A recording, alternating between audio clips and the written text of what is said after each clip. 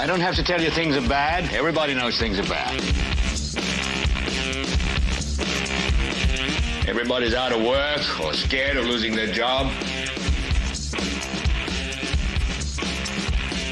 The dollar buys a nickel's worth. Banks are going bust. Shopkeepers keep a gun under the counter. Punks are running wild in the street, and there's nobody anywhere who seems to know what to do, and there's no end to it.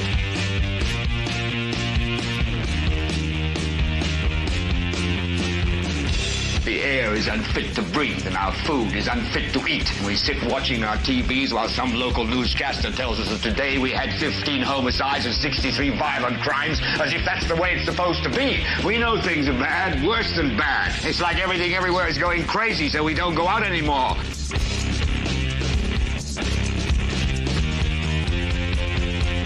We sit in the house, and slowly the world we're living in is getting smaller, and all we say is, please, at least leave us alone in our living rooms. Let me have my toaster and my TV and my steel-belted radios, and I won't say anything. Just leave us alone. Well, I'm not going to leave you alone. I want you to get mad. I don't want you to protest. I don't want you to riot. I don't want you to write to your congressman, because I wouldn't know what to tell you to write. I don't know what to do about the depression and the inflation and the Russians and the crime in the street. All I know is that first, you've got to get mad. You've got to say, I'm a human being. God damn it. My life has value. So, I want you to get up now.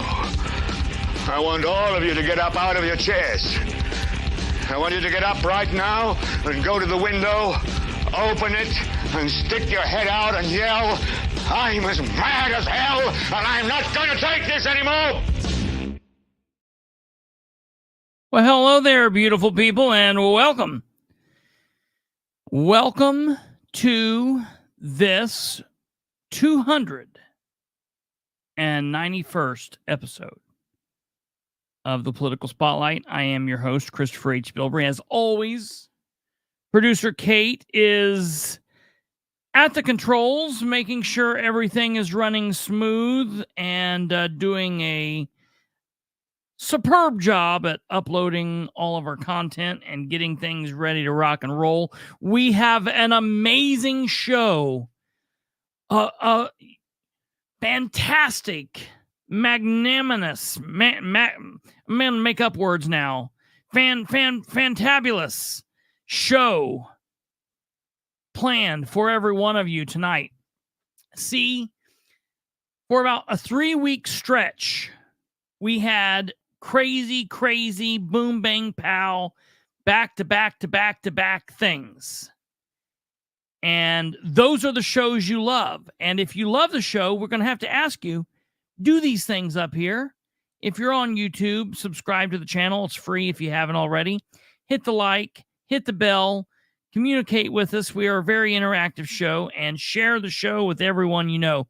If you're on Facebook or YouTube or Twitch or TikTok or whatever, wherever you're at, please do the things, because these are the shows that you want to see.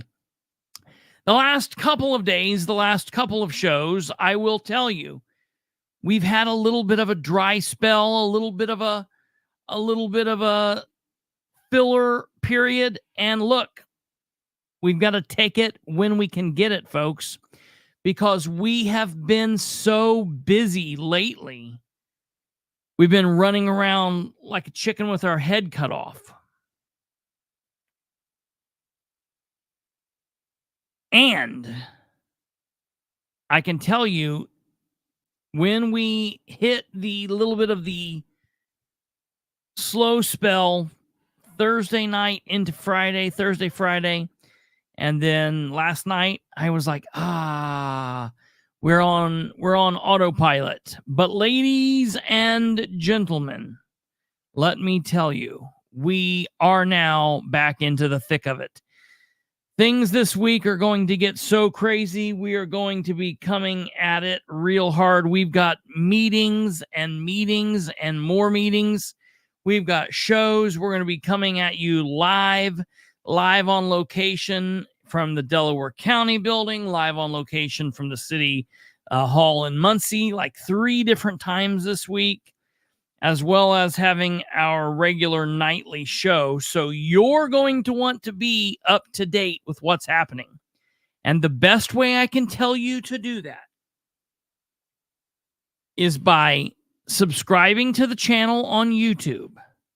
Go to YouTube, subscribe to the Political Spotlight on YouTube, hit the subscribe button. That will then allow you to click the bell, which will allow you to get notifications when we go live. Because, ladies and gentlemen, I want to tell you, as a matter of housekeeping, we will be live from this very channel tomorrow morning at 9 a.m. We will then be live tomorrow afternoon at 5:15 p.m. from this very channel. We will then be doing episode 292 tomorrow evening at 9 p.m. So 9 a.m., 5:15 p.m., and then 9 p.m. And then Wednesday, ladies and gentlemen, if Tuesday wasn't enough, Wednesday, we will then be live again at 5:15 p.m., and then episode 293 will be at 9 p.m. And then Thursday, we will do our regular show at 9 p.m. And then Friday, again at 5:15 p.m. And then a special show at 9 p.m. And you guys might say, wait a minute, why are you going to be live at 5:15? Well, that's going to be the basis of a part of our show tonight. The Muncie City Council has finally and officially announced and posted their finance committee meetings. So we're going to be talking about that tonight. There will be 3 of them. And then there will be a special meeting in October where hopefully they will be able to vote for and pass a 2025 budget. We will see. But we're going to have a lot to talk about. Okay, besides that, just so you kind of have an understanding of what we're going to be talking about. City of Muncie 2025 Budget Finance Committee meetings. That's going to be the main part of the show tonight. Then, for our Act 2 this evening, we will be talking about uncensored politics. It's the absolute worst thing that you could ever imagine. Absolutely mind-numbing. I just don't understand why it's a thing. These people put out these groups and they talk about wanting to be uncensored. We're completely uncensored. And anytime you see someone say blah, blah, blah, blah, uncensored, you can just assume that they are the most censored at whatever they're doing. So we're going to be talking about that. And then, ladies and gentlemen, and Alva, because he's one of the listeners and the viewers that is most concerned with this, I finally have some good news, at least in the way of 1 email and 1 record request. It might pertain to more, but at least we have some good news pertaining to 1. So we've got a very busy show for all of you. And we want to go ahead and get right into it. So, ladies and gentlemen, for those of you that live in the city of Muncie, live in Delaware County, look,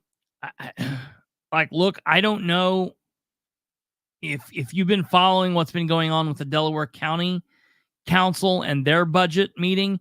We have a Delaware County Council meeting tomorrow morning at 9 a.m. Delaware County Council meeting, Tuesday, September 24th, 2024 at 9 a.m.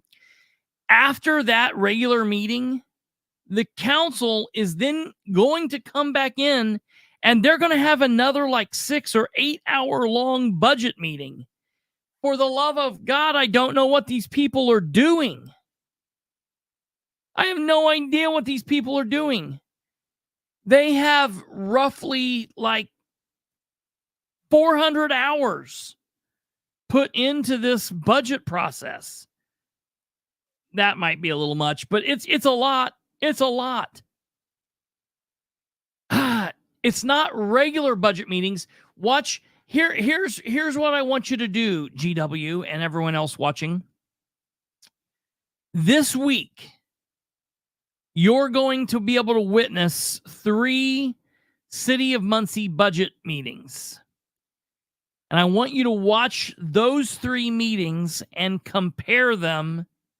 Those 3 meetings together will not be as long as the first 3 budget meetings that the county had.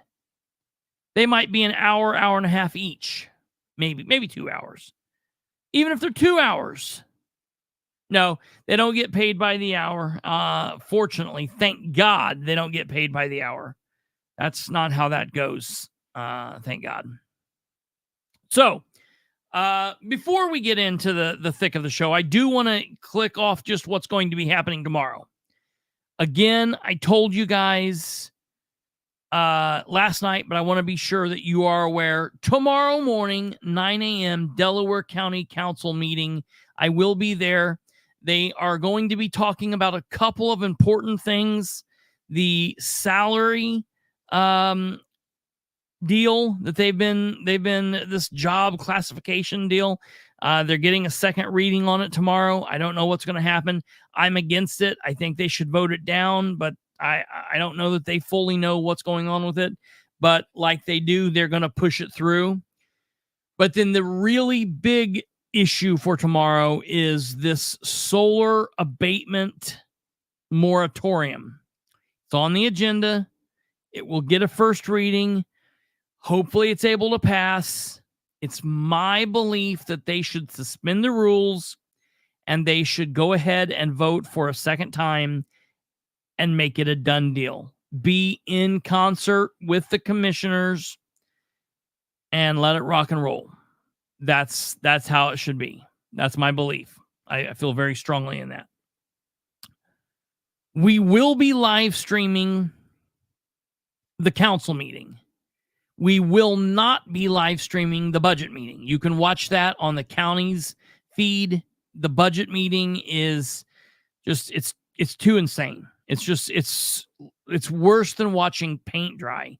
It's like setting up a camera to watch paint dry and then 6 hours later finding out, oh, wait, we didn't even paint that wall.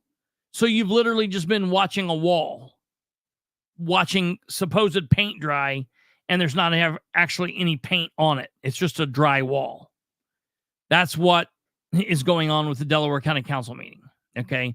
So that's tomorrow at 9 a.m. All right. That is now out of the way. So moving into this episode,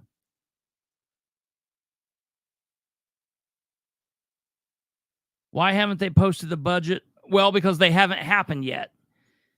We're going through that. What I've been talking about so far has been the Delaware County Council. What I've been talking about has been we've focused on it. It's been on the Delaware County YouTube page, but what I've just been talking about there was the Delaware County Council. Now we're going to go in and talk about the City of Muncie, and they will be live streaming it. But don't watch it there. Watch it on our page. We will be live streaming it too, and we'll be talking about that here in just a moment. Before we get there, obviously, for those of you that are watching live, we are recording this. This is going out live streaming out into the world on Monday, September 23rd, 2024. That means we are 266 days without communication from Muncie City Councilor Dale Basham. Today is Monday, the 23rd of September. 266 days without communication from Dale Basham. And I've sent a couple emails to the council and to others today. So we are right there in the hot spot. Maybe he will respond to us. Who knows? Maybe when we come on tomorrow, we will be able to finally cancel this and he will have responded. Don't hold your breath. I certainly won't be. I just don't feel that he will. But that's where we are. 266 days without correspondence. Now, I will tell you, I don't have a graphic up for it, but along with that, with the countdown, we do also have only 43 days left until the 2024 general election, Tuesday, November 5th, 2024, 6 a.m. to 6 p.m. 43 days left. All right. And also on top of that, just to give you a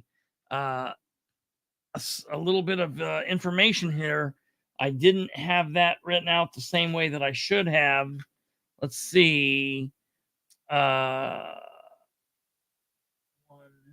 2, 3, 4, 5, 6, 7, 8, 9, 10, 11, 12, 13, 14. We have 14 days left until voter registration is no more for this election. Folks, this is a very serious election. I don't care if you're talking about the county. I don't care if you're talking about the state. I don't care if you're talking about the congressional idiots that go to Washington, D.C., or if you're talking about the tippy top of the ticket with the presidential idiots. This election is going to matter. We need you to be engaged. We need you to be educated. And none of that matters if you are not registered to vote. If your registration is not up to date, it will take you under 3 minutes to do what you need to do. Go to indianavoters.com. That's www.indianavoters.com. www.indianavoters.com. That is Indiana Voters with an S.com. INDIANAVOTERS.com. It will take you 3 minutes. You can do it from the actual device that you are watching and listening to me on right now. You will need your name, your date of birth, and you will either need the last 4 of your social security number or you will need your entire OLN. I advise people to use their driver's license number or their state issued ID if you don't have a driver's license. Either one will take care of it, but you can go, you can register. You can check your registration if you've gotten married, if you've gotten divorced, if you have adopted or you've been adopted, whatever the deal is, you need to check that. If you've moved, make sure you're up to date. You only have until 11:59 p.m.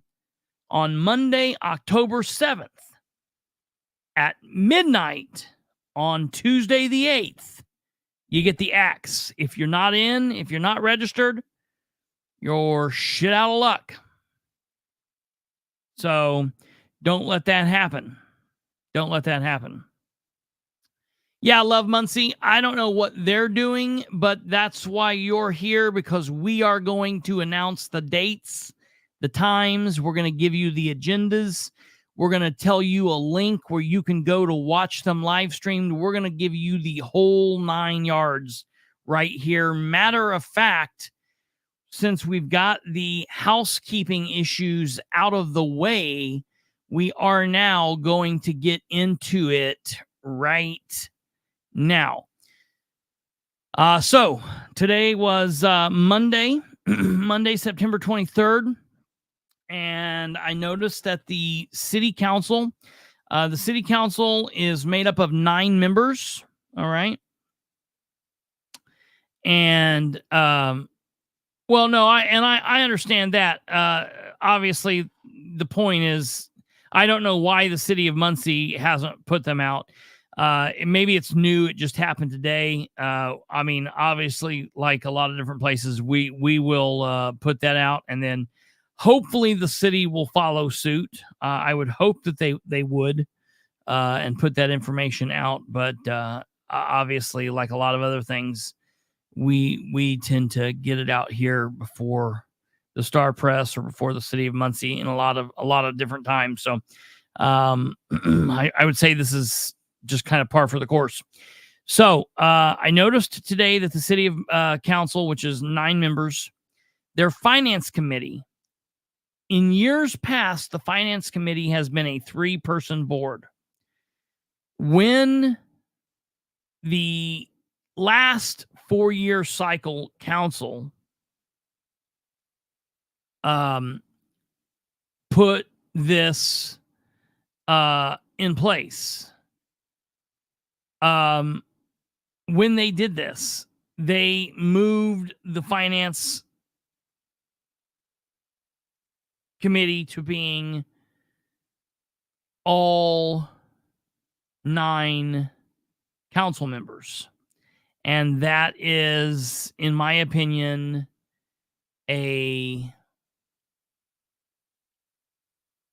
better deal. I think that it's important for all of the council members to be involved. The fiscal duties of the council is by far some of the most important duties that the council has. And so to relegate it down to 3 people on the finance committee instead of the entire council doesn't really make a lot of sense. So Jeff Robinson and the old council worked it out amongst them to make it a 9-member board. When this new council came to be, with part of that council and part new members, I was really worried about how they would do this. And fortunately, they kept the 9-member finance committee. So that makes me happy. The first date that they have listed is tomorrow.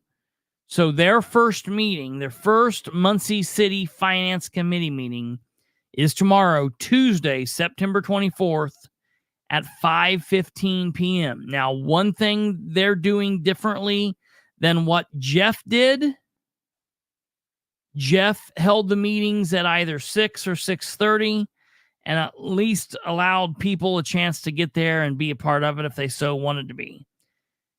At 5:15, hell, if you work at a regular place where you get off at 5 o'clock, you don't have time to slide right over from work and be a part of this. I mean, you can get there and it'll still be going on. It's just not very conducive to having people be there. But having people there isn't really their main concern. That's just kind of par for the course. You know what I mean? It's just very, very strange.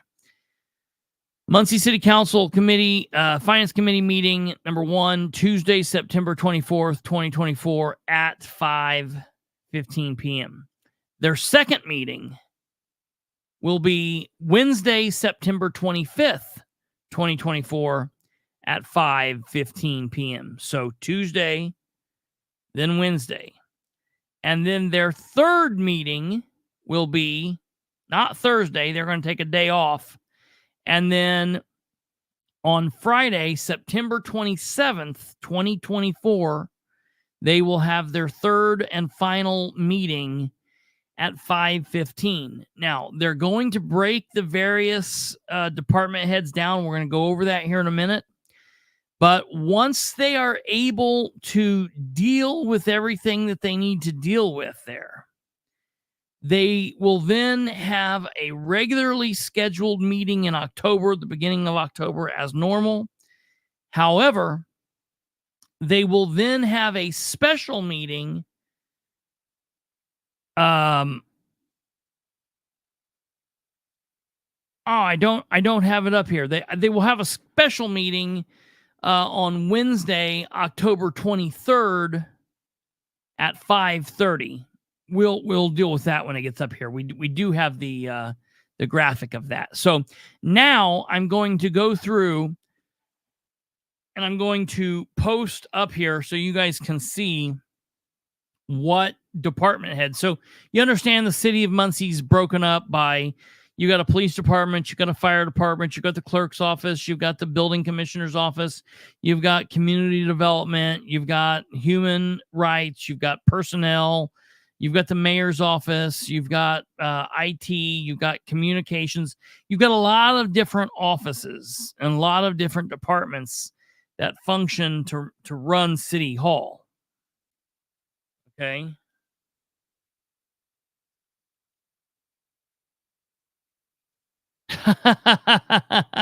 Alva. What's it say? I'm not allowed to watch the budget meeting Friday, and if there's a live show, I'm not allowed to be here Friday. March 38 years. What's happening here? My wife has put up with my ass, and she's my boss. Tell me what we're seeing there. I'm not getting your entire message here. You're not allowed to be here in March? Hell, that's a long way away. Come back with me with what you're saying there, Alva. I'm definitely interested. All right, so here is the agenda, ladies and gentlemen, for the first meeting, September 24th, 5:15 p.m. They will take the following departments during the first meeting. They will look at the budget for the city court. They will look at the budget for the animal shelter. They will look at the budget for the building commissioner. They will look at the budget for human rights. And they will then look at the budget for the police department. That's on the first day. They will get done with that. And then you don't see it, but at the bottom, it then says adjournment. Now, keep that in mind. I will come back to that. On Wednesday the 25th, they originally put this out and it said mayor, board of works, controller, data processing, personnel. They left the fire department off. And I questioned where the fire department was, and they responded back to me today and they said, oh, that was our mistake. The fire department's there, and they put it back on. So they will have these 6 department heads on Wednesday.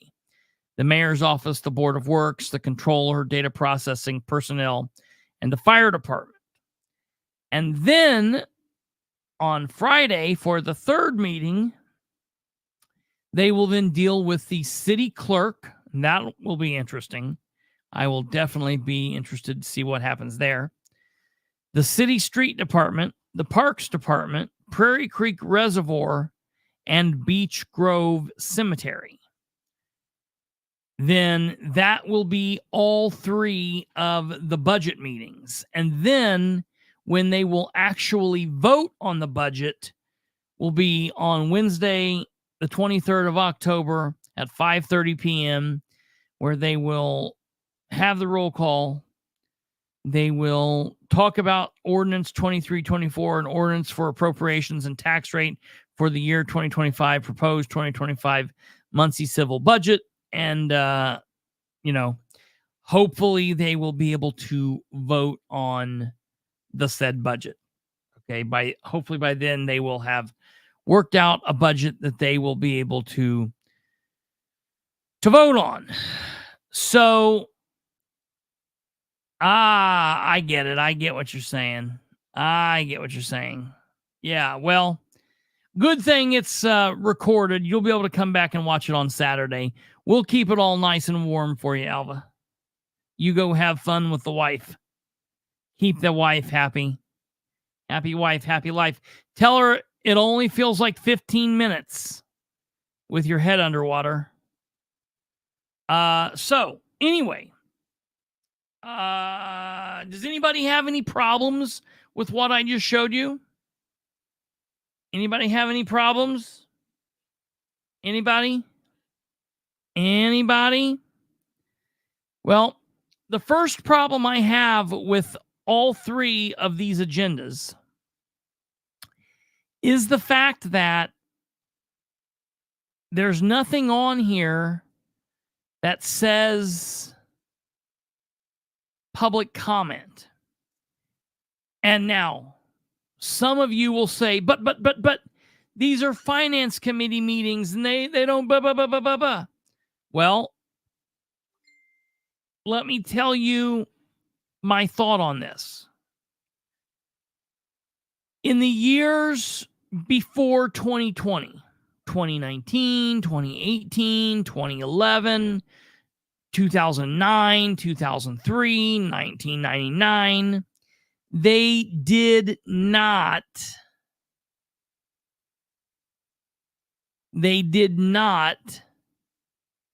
allow public comment at the Finance Committee meetings. However, and it's the strangest thing, when the council that took over from the election in 2019, November 2019, and then they took office on January 1st, 2020, the council that took over put Republican Brad Polk in as president. And when he did the budget that year for the following year, he did nothing different. He essentially attempted to have the Finance Committee be a 3-person committee.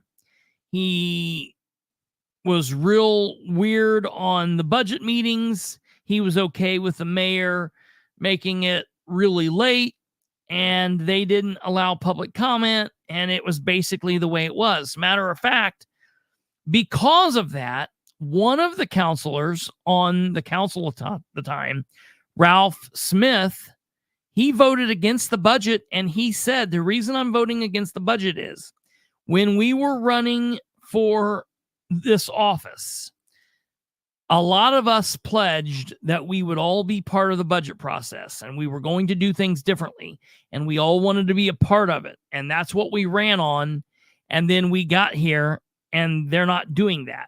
Well, the very next year, Jeff Robinson became council president, and he completely flipped it on its head.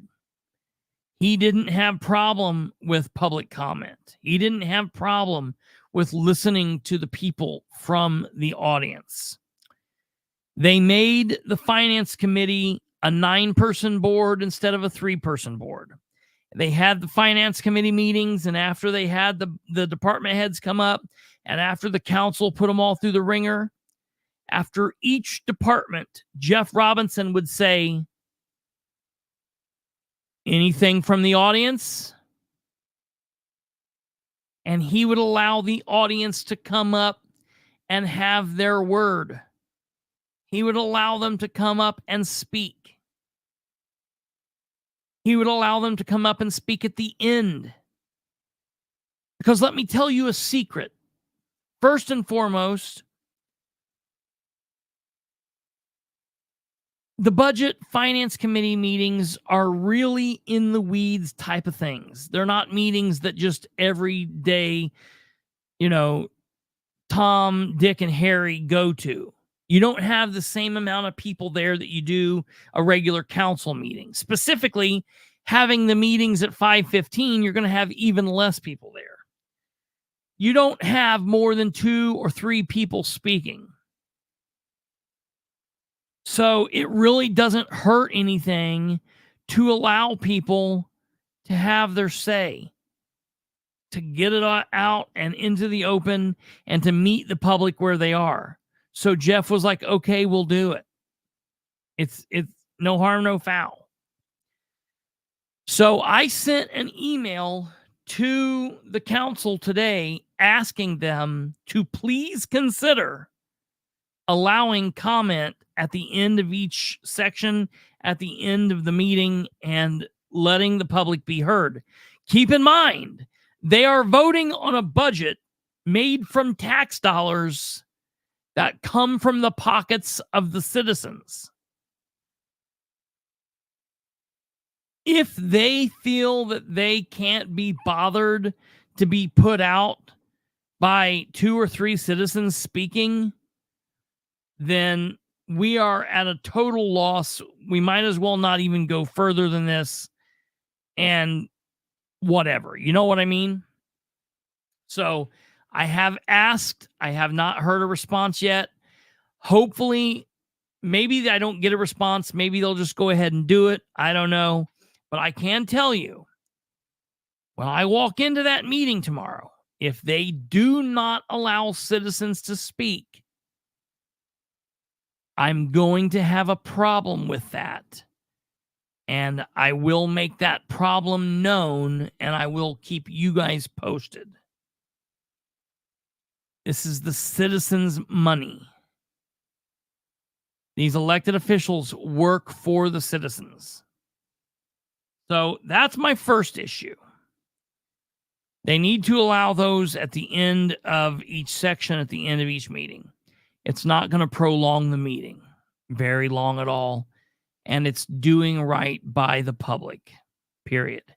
There's no reason that the council under Jeff Robinson could do it, but now the council under Jerry Dishman and the finance chair, Nora Powell, can't do it. No, keep in mind, Nora Powell runs the finance meeting because she's the finance chair. So, it's whatever wild hair will be up her ass tomorrow on whether or not she will allow this or won't allow it, or who knows, time will tell. Yeah, right. I saw that, Joe. So tomorrow you can tune in right here live at 5:15 on the Political Spotlight, and you will be able to watch Finance Committee Meeting 1, Tuesday, September 24th at 5:15. You will be able to tune in at 5:15 on Wednesday, September 25th for Finance Committee Meeting number 2. And you will be able to tune in at 5:15 on Friday, September 27th for Finance Committee number 3, meeting number 3.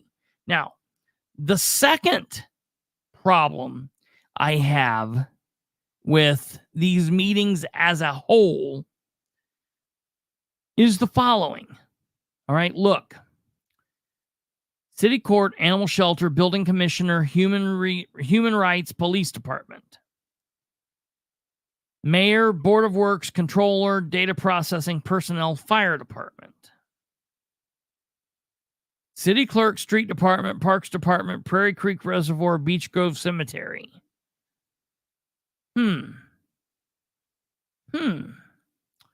It's almost as if it's almost as if that's not everything. It's almost like the Channel 60 Communications Department is left out. The Police and Fire Merit Commissions are left out. The City Attorney is left out. The City Council is left out. Community Development is left out. And more. I'm sure I'm forgetting some. But I've just right there, 1, 2, 3, 4, 5. I've come up with another 5 departments which have been discussed in years past under Jeff Robinson. IT, communications, community development,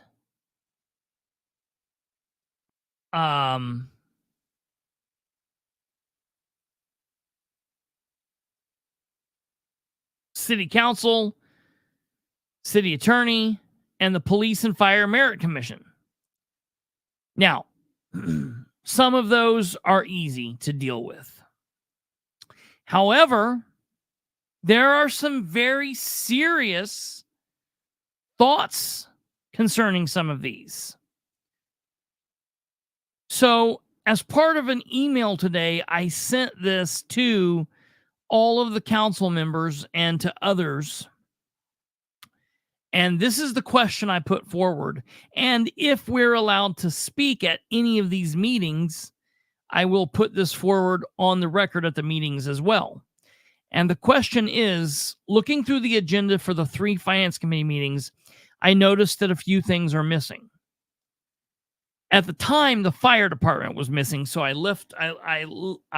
put that at the very top because that was of a lot of importance. I didn't understand why the fire department wasn't there.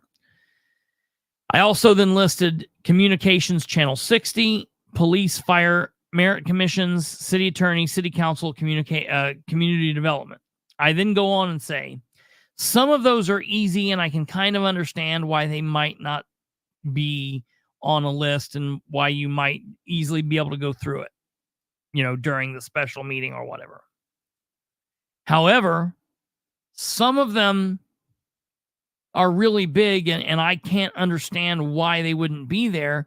And I ask if they can explain why the committee won't be hearing from them during the actual finance committee meetings. I said, for example, let's look at communications in Channel 60. This is a big one. The mayor, of course, has a communications director, and she's in her job doing a job. However, on top of what she's doing and on top of what she's getting paid, the city also contracts with a contractor, Mark Slusher, with Endpoint Creative, for nearly $25,000 or more a year for live streaming of the city meetings and recordings of meetings, live streaming the meetings, so on and so forth. Now, Endpoint Creative does not do the mayor's community updates. Amber does that. So she obviously knows how to utilize the city's recording equipment and the editing equipment and whatever's going on there. So she could easily do Slusher's job. It's under her umbrella. It seems more fiscally responsible to look at ending the contractual agreement with Endpoint Creative, taking back that $25,000 edit money, putting it back in edit, and maybe giving the communications person an extra $5,000 or hell, even $10,000 for the added work of all of the live streaming of all the meetings. And there's quite a bit there. One city council meeting a month, unless there's any kind of extra special meetings or finance committee meetings or any other standing committee meetings would have to be done on a fly. Board of Works every Wednesday. Park Board once a month. Sanitary District twice a month. The Dream with Dan quarterly or whatever goes on with that, along with anything else. It would be more fiscally responsible to look at doing this and putting money into the communications director's salary and having that person live stream or record the meetings. Also, while on the topic of the communications director, it has come to my attention recently that there has been a switch in how the city handles public record requests. Used to, the personnel director was responsible for that work. But since Patricia Goddard has worked for the City of Muncie, and she started in April of 2024, for some reason or another, she has been incapable of completing the legally required task of completing record request. Goddard has not completed my requests, one of them, since she has been in office in April. But it's not just me, it's several other people. Big Indianapolis stations, local Muncie organizations, various just people, citizens. She's just not doing them.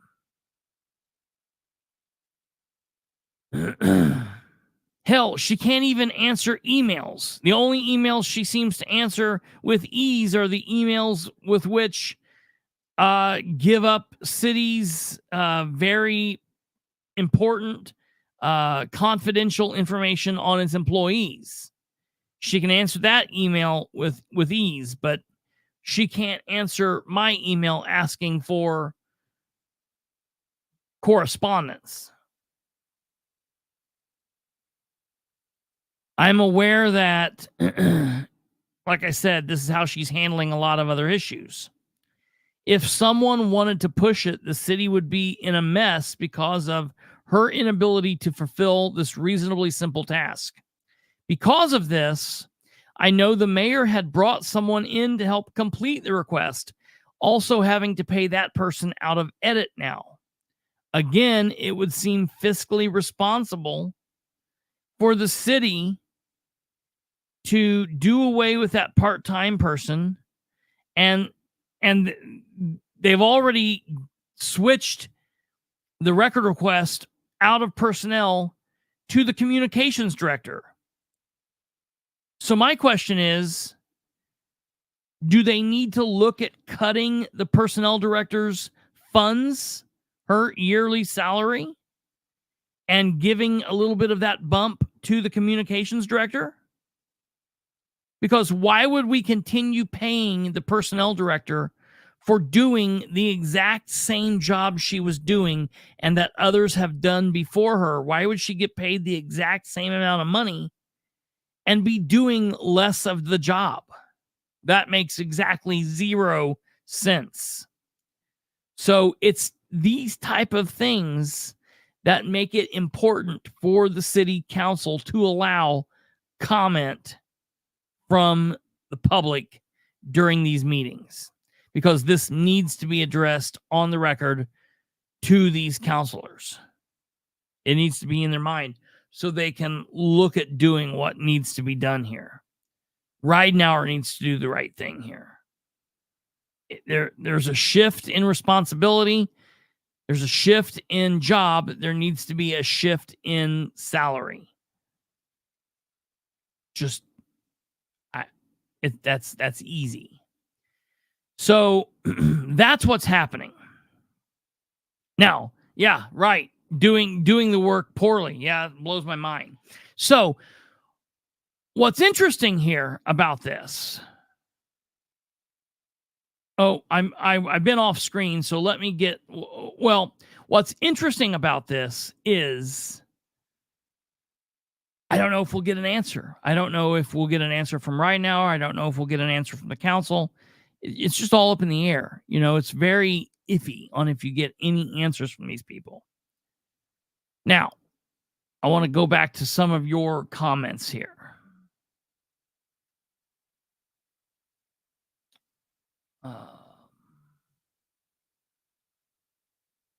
Okay, Stumblefoot says take $150,000 from the police barricade at City Hall and give it to Ask Me. I'm all for it, brother. I'm all for it. I am all for it. No shit, that's a bunch of money. Is the public even welcome because it's sounding like a private gathering? The public is allowed. I promise. I promise. I will be there. Maybe Nora Powell sat down and decided to cut them out of the proposed budget. That would be... I don't think she can do that on her own, but that would be interesting. Yeah. Kate says IT with the email issue, communications with the lack of communications. These are serious things. It needs to be on the agenda. Jeff Hagar said the 911 center. Okay, I'm glad you brought that up. So the 911 center is a city county. Moreover, it's a county city funded operation. The county funds it, and the city pays a one lump sum amount of money into it. And every couple of years, they rework the contract and they agree on a figure.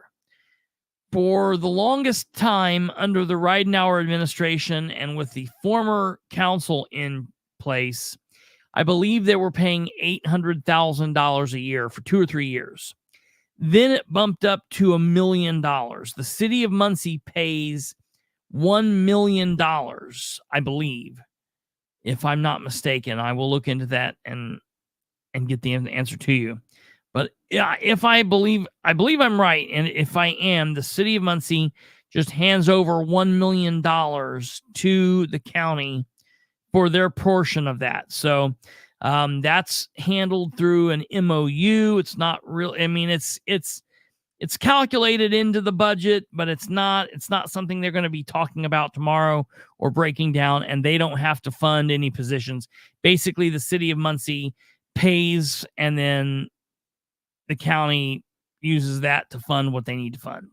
So that's basically what happens there. But that is a very good question, Jeff. Very good question. It's not hard to push the live button on Facebook. It is not hard to push the live button on Facebook. What is a little bit difficult, and it's not really, I mean, it's not difficult, but it's more than just your standard 9 to 5 gig. You're there, different hours, different times. And so that's the reason it's a pinch different. But the way I look at it is, if we're paying $25,000 a year to Slusher for okay service, I mean, there are times it's extremely subpar, so it is what it is. Charlize Jameson said, it's safe to assume EMS would be in with the fire department budget? Yes. So how the City of Muncie generally has done that in the past is they have done the City of Muncie Fire Department / Fire Department EMS.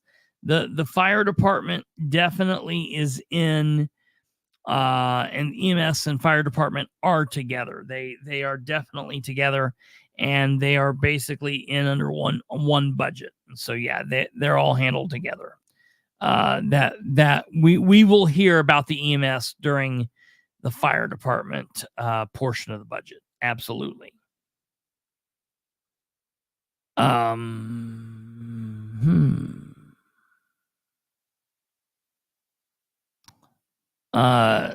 Kate says you need to sign them all, Mayor Dan, the all wise and powerful. I don't know what that was in reference to, but I guarantee if Kate said it, I agree.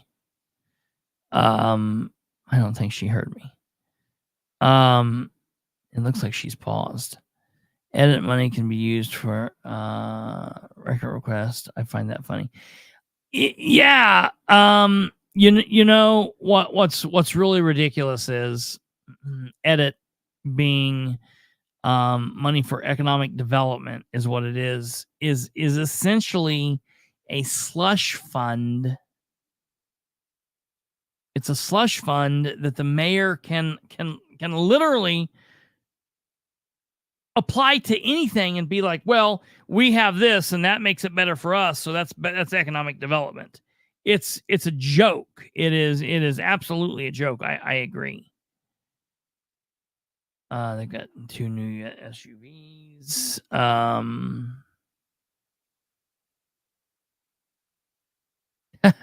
Human resources needs a much bigger budget to cover the liability insurance.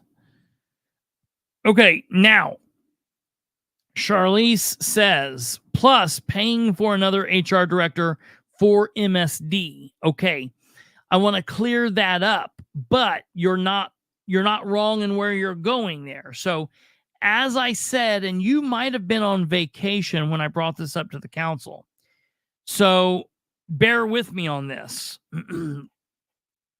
The City of Muncie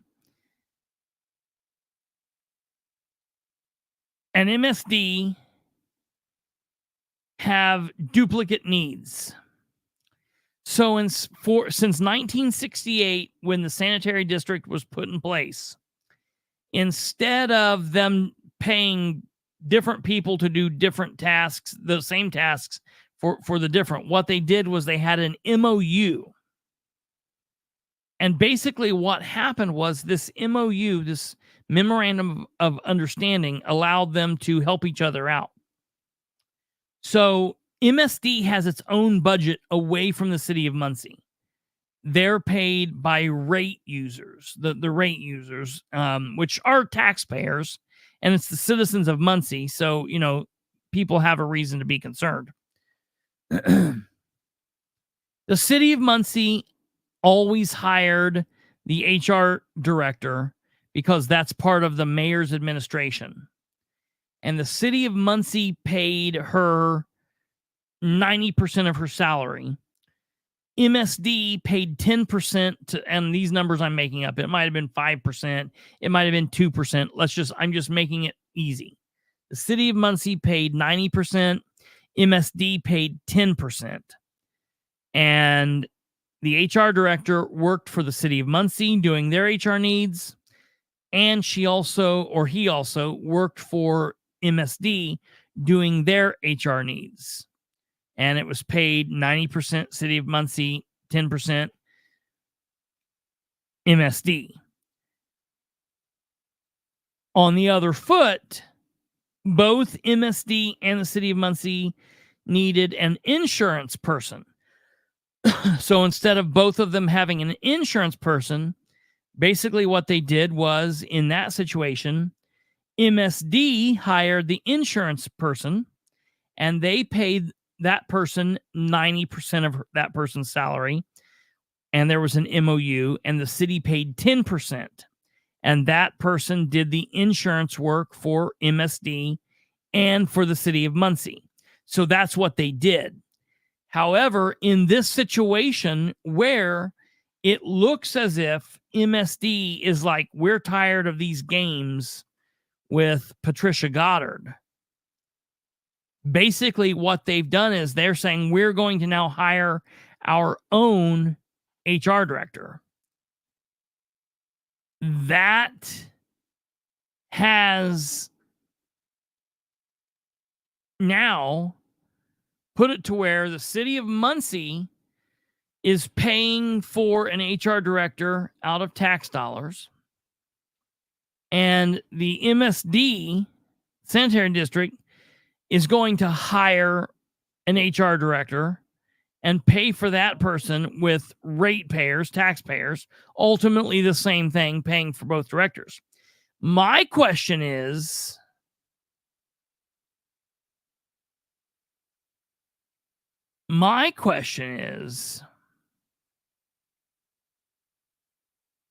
will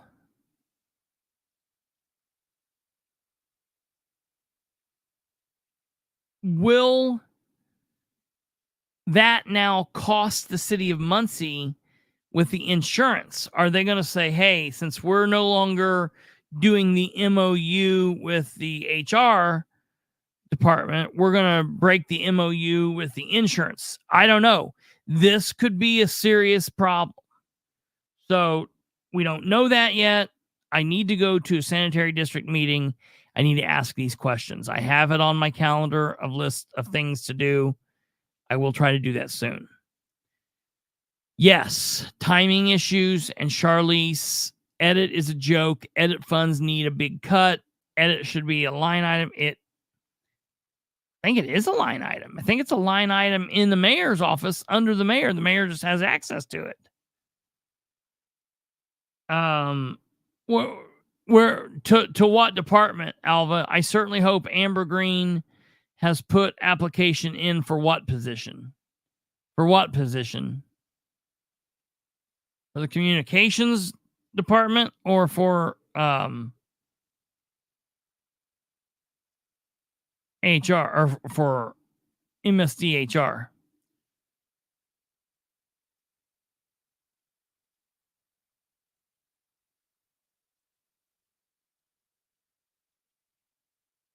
That's the thing. With the coming sanitation rate increase, they should be able to afford 2 HR directors and a few family members. Yeah. I think people are going to be really shocked when they see what's coming their way as far as the rate increase. It should have people pissed off. I doubt she would probably put in for MSD.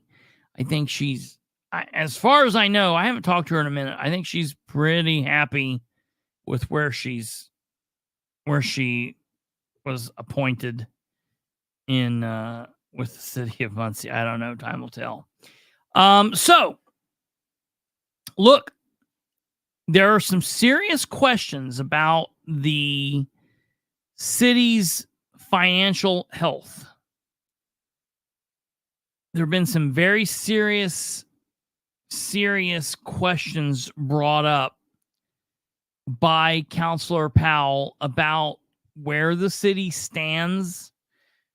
More importantly, where the city will stand come December. And more importantly than that, where the city is going to be, where they stand coming January, February, March in 2025. From everything I'm hearing from sources with the DLGF and sources in City Hall, I don't understand what the mayor, what the controller are attempting to pull.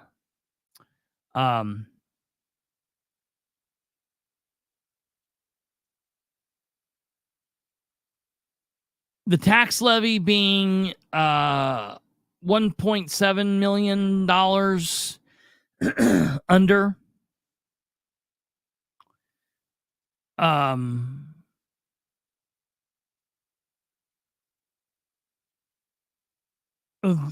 Being $250,000 in the red in one area. I really believe the city is in for a serious situation. The fact that they still have not got their head out of their ass when it comes to AFSCME. I mean, folks, let's come on now. We're a week away from October. AFSCME still doesn't have a 2024 contract.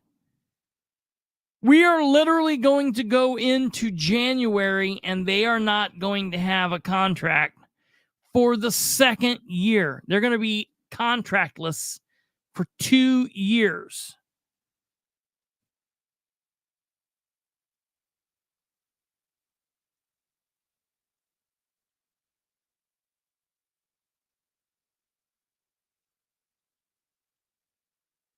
If I were on the council,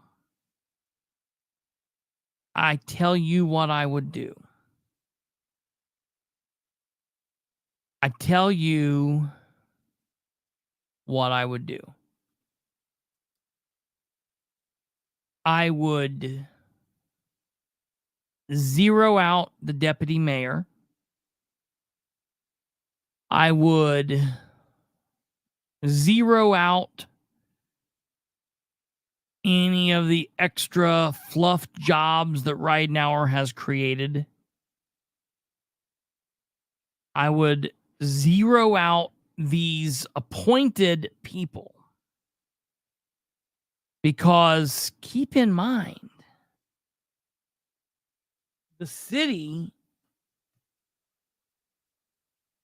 as we were told by Deputy Controller Matt Wegley, the husband of the Wegley, we were told that the city is in or is heading for a fiscal crisis.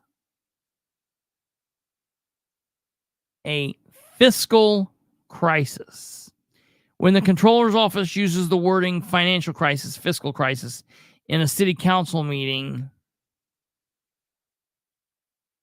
that requires thorough explanation. And, you know, I fully hope, I fully believe the council is going to push it.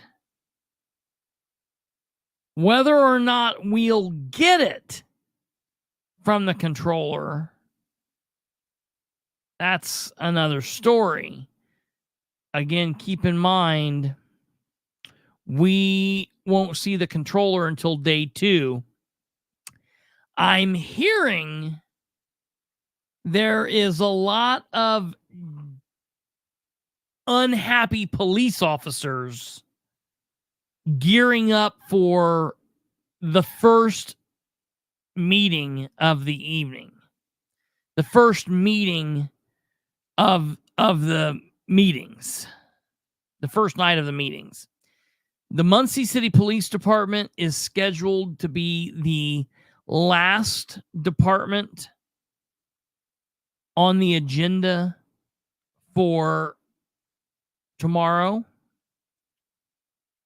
And I am hearing, for one reason or another, Counselor Powell,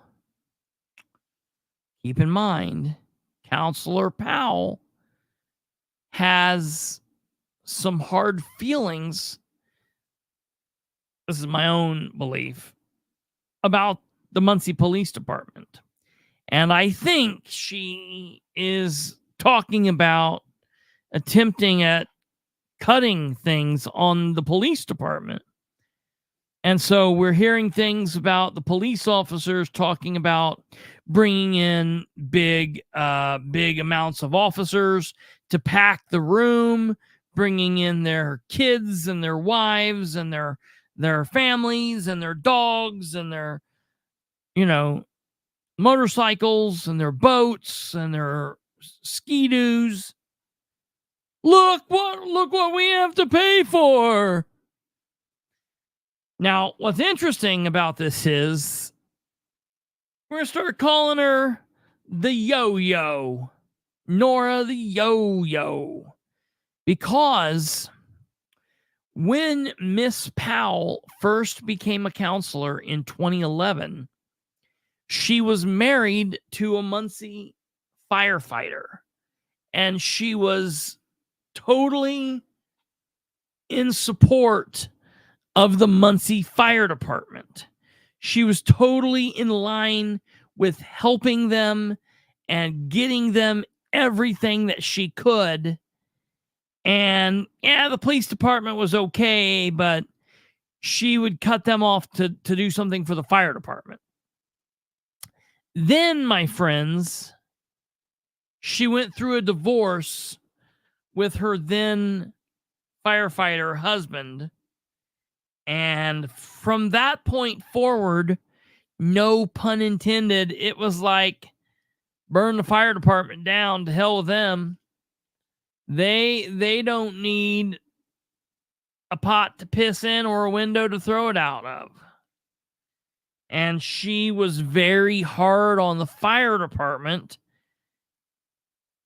And imagine that. She became buddy, friendly with the Muncie City Police Department. And she would routinely sit in on their contract negotiations, and she would help them the best she could, and she would give to the police, befriending a lot of the police officers. A lot of the police officers were her go-to friends in her campaigns. And then her son becomes a police officer. How touching. And then her son does cocaine. And then her son is no longer a police officer. And then Nora is no longer in favor with the police, and the police are no longer in favor with Nora. And now she's yo'd back up to supporting the fire department and playing hard to get and Little Miss Pissy Pants with the police department. So it will be interesting to see what comes of the police department and their time on the chopping block tomorrow. It will be interesting to see if they actually pack the house, if they do, if they don't, what goes on. It'll be interesting to see what happens there. So beyond that, I'm just interested to see where we go. Like, look, and we're going to talk about Nora in a moment, so please don't go anywhere, because we're going to talk about her as it relates to the uncensored politics here in a minute. So keep Nora and everything I was just saying in your mind, and the way you feel about her, the way you think that I feel about her, and all of that. Keep it in your mind. It's going to be important. The bottom line is we have a lot going on Tuesday, Wednesday, Friday with these budget meetings. There are a couple of departments that I feel like are left off that should be on. I don't understand why. I'm trying to figure that out. I have not got an appropriate response. Hopefully I will tomorrow. Be interesting. The budget meetings start tomorrow, so we're going to be thrown right into this. We will be live streaming. It's going to be big. It's going to be important. You're going to want to watch it right here. If we are in or near a financial crisis, shouldn't we review controller budget and get to the answer as to this crisis? Absolutely, we should. Now, that's what I'm telling you guys. So what we're going to do is, I'm glad you brought that up. So what we're going to do here as a benefit to all of you and to the citizens of Muncie, and this is important that you guys share this episode and the next several. All of this week is going to be very Muncie-centric, and people need to be sending it all over Muncie, spreading the word. Tomorrow at 5:15, we will live stream the meeting right here on the Political Spotlight. You will see it under this thumbnail. It's already up. You can go. You can already hit to notify you. It's already up. You can already go and find the link on our YouTube page. When we go in tomorrow and we discuss city court, animal shelter, building commissioner, human rights, and the police department, all right? When we discuss those 5 items, those 5 departments, we are then going to come back here to the studio when that is over. And at 9 p.m. tomorrow, in episode 292, we are going to sit down at the very beginning of the meeting, at the very beginning of the episode tomorrow. We're going to do a quick recap of what happened during the council meeting. There are only 2 things that I'm interested tomorrow during Delaware County Council: the solar issue and the salary ordinance that they're doing. So we're going to talk about those. Bam, bam. 5 to 10 minutes a piece, okay? Then we're going to go straight into the budget. And we are going to look at the absolute very budget. I've got the budget. I've got all 36 pages, which is really small. It's shocking that it's only that, but whatever. I have the entire budget that the controller has, that the DLGF has, that Nora has, that the clerk has. I have it all. And we are going to look line for line at exactly everything that Nora and the Finance Committee, the council, looked at for the city court, the animal shelter, the building commissioner, the human rights, and the police department. And then on Wednesday, at 5:15, we will live stream the second meeting, and they will do the mayor, the board of works, the controller, the data processing, the personnel, the fire department. And then at 9 p.m., we will come here, and on episode 293, we will go into all of those 6 little areas. All right? Then on Friday, 5:15, we will live stream the third and final meeting. And then when we come back, Thursday will be episode 294. And I don't know what we're going to talk about, but Friday evening during a special episode we will be on, we will do in episode 295 a breakdown of the city clerk, the street department, the parks department, Prairie Creek, and Beach Grove. At the end of that, I will highlight all of the other areas on there that the council have not discussed, and we will look at those. And at the end of this adventure, we will go through line by line, you and I right here. We will go through the budget, and we will see for ourselves if Craig is right, if Nora's right, if it's somewhere in the middle, if it's better, if it's worse. And you will know by the time we are done Friday night where the city stands for 2025. And you're only going to get that coverage here. You're not going to get it anywhere else. Nowhere else is going to do it. Because we are the single greatest political commentary podcast in Indiana and beyond. So that's what's going to happen with that. We're just going to kind of have to hurry up and wait and see what goes on now.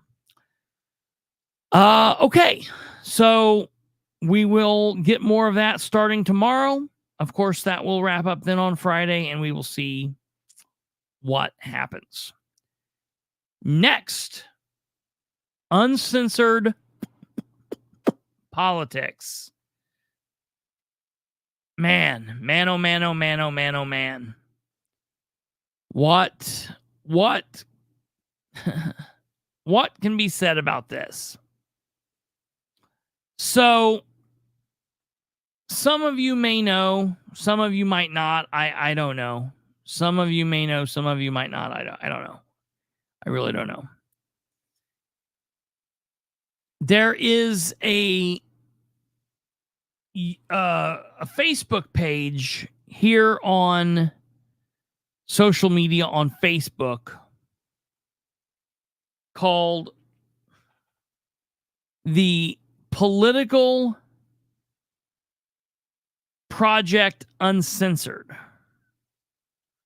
And it's a really strange page because it's been put together by a grouping of people who we all know who they are. They're not like secret. Okay. It's put together by Troy Tackett and Fran Tucker and Lisa Crow Goodpaster and the Beaver Sunday sorbet lady. I forget what her name is. I forget. I can't keep track of all these freaks.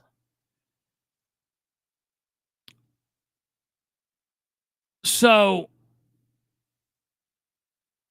I want to show you here what their page looks like. Okay. This is quite funny.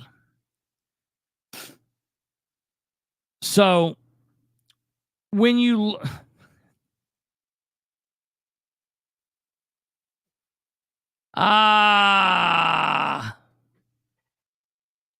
so this is what it looks like. This is what it's all of the cringe of Muncie. This is what it looks like. The Political Project Uncensored. Look at this. I mean, they are telling them, they are yelling it so loud. They're yelling it from the rooftops. They are making sure that they believe it. Nobody else buys it, but they do. Boys, girls, we are badass. We are uncensored. Purple lightning bolt, off-colored faded donkey and elephant, and weird flag in the background. Bah! Okay. Now you'll notice, wait a minute. Private, lockdown, what? Be kind, respect everyone's privacy, no blocking. Wait a minute. Discussion. All right. So here's the most important part. They've only got 220 members. Okay. Now, when I say they've got 220 members, what this means is there are 4 to 6 people that comment on this site, that comment constantly. 2 or 3 of those commenters are good people. I know who they are. I'm friends with them, and I don't have. You do realize that after tonight, it's going to be 219 members because you posted a link to this episode on there. I'm sure that'll get you. I didn't post a link to this episode. Really? Somebody did. Somebody shared it. What do you mean? Ooh. When did they share it? Screenshot it to me. I won't show it, but screenshot it to me. Now it says 2 hours ago, top contributor Kristopher Bilbrey. Are you saying Delaware County? Oh, Delaware County Awareness Uncensored. Get out of I'm here. on a different page. Yeah, Oh. I knew it wasn't. I was pretty sure that I'd been thrown off of this Delaware Are you County. all right? I got thrown off because I said something, and I'm not. Wait, you're not on this anymore? No, I think they threw me off because I commented on something, and I'm not from Delaware County. Oh, I remember that. I remember. Well, a friend of ours, you know who it is. I'm not going to say, but a friend of ours is on that page, and I'll just leave it at that. But basically, we're talking so weird because they literally, well, I'll get to that in a minute. I'm so glad that happened with Kate because I was like, wait, there's no way I did, because yours truly is blocked. Now, I'm actually looking at this on a different page because I want to show you how just uncensored these people are. Stand by. Let me do some flip-flopping around here because I want to show you just how uncensored these people are. It's insane. So from a different page, I just went there and they've got it locked down tighter than Fort Knox. You can't see anything. You can't post anything. You can just see that horrible dumbass thing. Okay. Now, when I go to my actual name,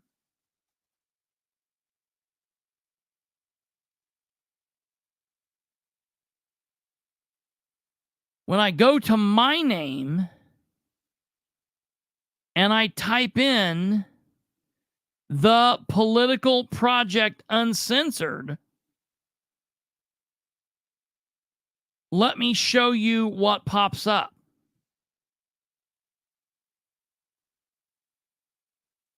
Look, nothing pops up because not only do they not allow me there, not only do they not allow me on the page, but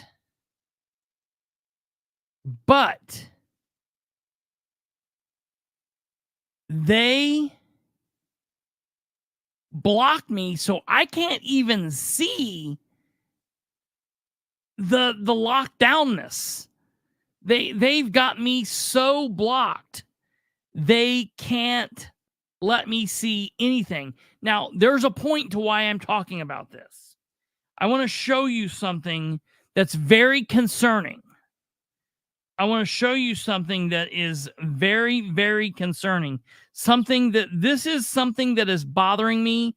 And I used to not be bothered by this, but I'm becoming more and more bothered by this.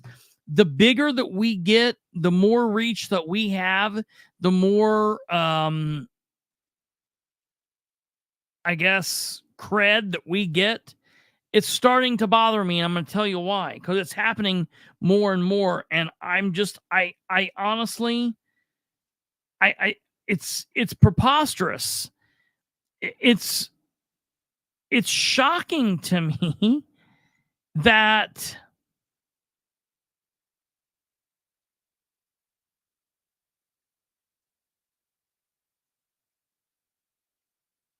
it's shocking to me that someone would even do it this way. Stand by.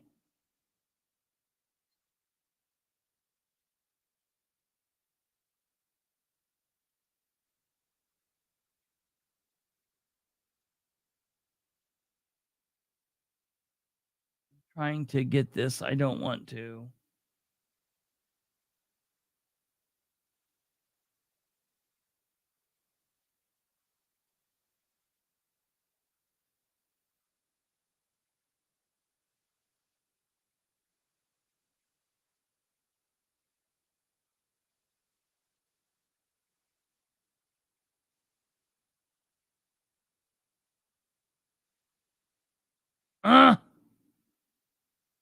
Oh, that's not me.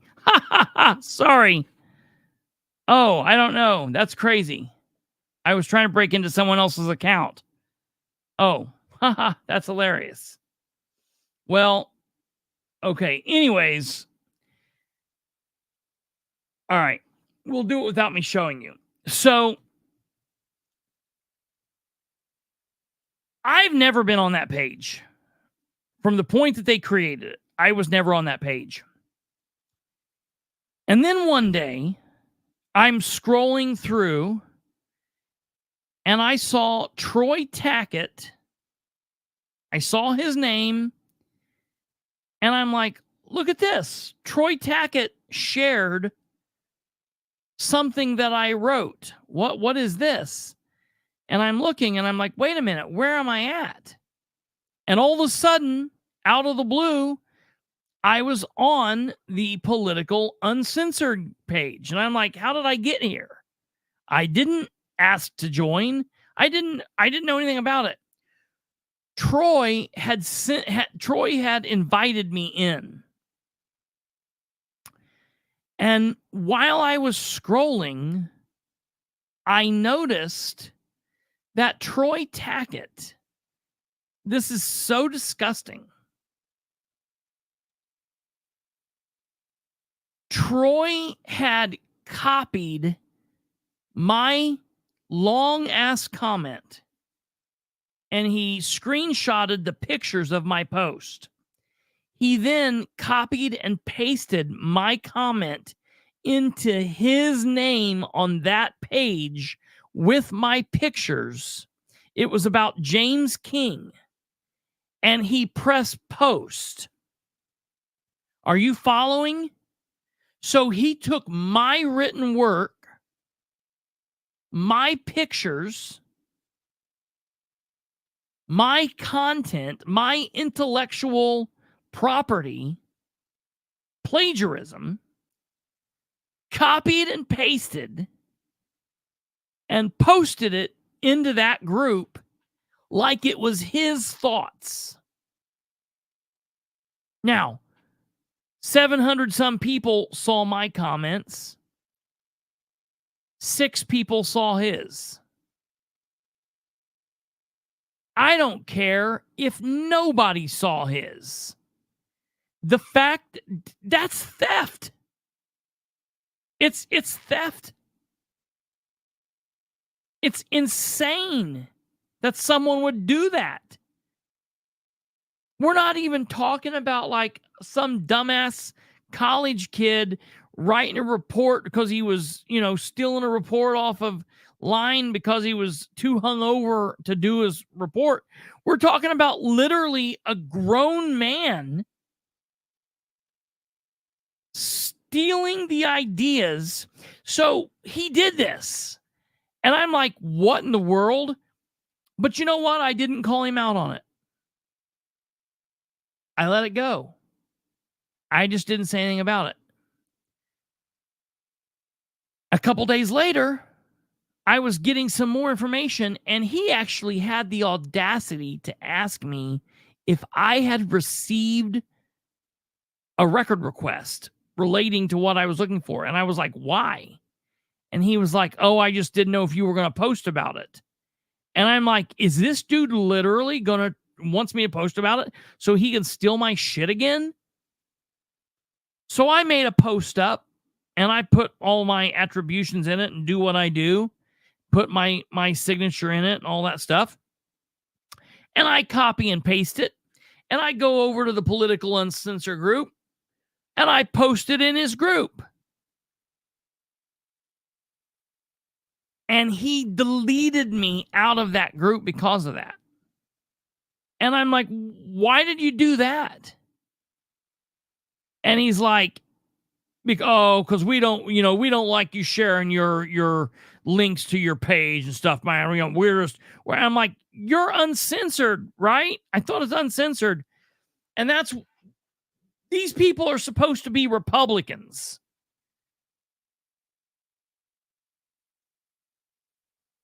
These people are supposed to be Republicans. Now, look, I don't care if people stealing memes and things like that. And look, I don't care. I'm talking about, that would be like, it would be like him stealing this feed and cutting the political spotlight out and putting his head on top of my head and being like, this is my words. That shit's weird to me. All right. First of all, because I'm supposed to be stupid. He shouldn't like anything I say. I'm wrong because I go after Dan Rhino. The funny thing is, Fran Tucker. All right. Fran Tucker's one of these people. So when I worked at the prosecutor's office, Fran and I became friends. And I've known Fran for a long time. We were friends for a very long time. And we had very similar political beliefs. Matter of fact, still to this day, Fran and I believe very similar. Except she just absolutely had it with me when she could not stand that I had the audacity. How dare I have the audacity to question Ridenhour? How dare I? How dare I question the man? Okay? And then she deleted me, she unfriended me, and she goes out of her way to completely misunderstand things. Like, she acts like she's a 99-year-old woman who's like has some kind of dementia-riddled brain and can't fully comprehend what someone's telling her, and gets information backwards and puts weird shit out, and is so obsessed with me and me being right, or me having a thought. Only these people are allowed to have thought. That echo chamber there, 220 people, my ass. You have 6 people that comment, 4 more people that might go through and like, so a total of 10. You might have 10 more people who will put yes or I agree, or who will say vote for Trump. A total of 20 people. Then you've got 200 people that are just in the community that like to nib shit and see what's going on. So you have approximately 20 people, and out of that 20 people, you've got 6 people that talk to each other back to back to back to back, and it's just those 6 people. For any of you that are in there, go and look at it. You can go and look. 7 likes, 6 likes, 8 likes, 4 likes, 2 likes, 6 likes, and it's the same 2, 4, 6, 8 people, post after post after post after post after post. That is such an echo chamber. It's insane to me. Now I want to show you what really pisses me off. It's not even the fact that they say they're uncensored, but they're the most censored. But it's the fact that I'll say what I say to anybody's face. My page is open. My account's open. I don't have anybody blocked. I don't hide from anybody. I'll go say it to the meetings. I'll go say it to your event. I'll say it to your face. And I don't talk about private people. I'm talking about Fran Tucker right now. I'm sorry, Fran is a politico. Fran is a soldier. She's not a civilian. This is like the mafia. All right. I don't do hits on citizens, civilians. Fran is a soldier. All right. She's a politico. What really pisses me off is these people will actually go out of their way to disparage me. They will go out of their way to, in some cases, they've talked about me murdering people before. When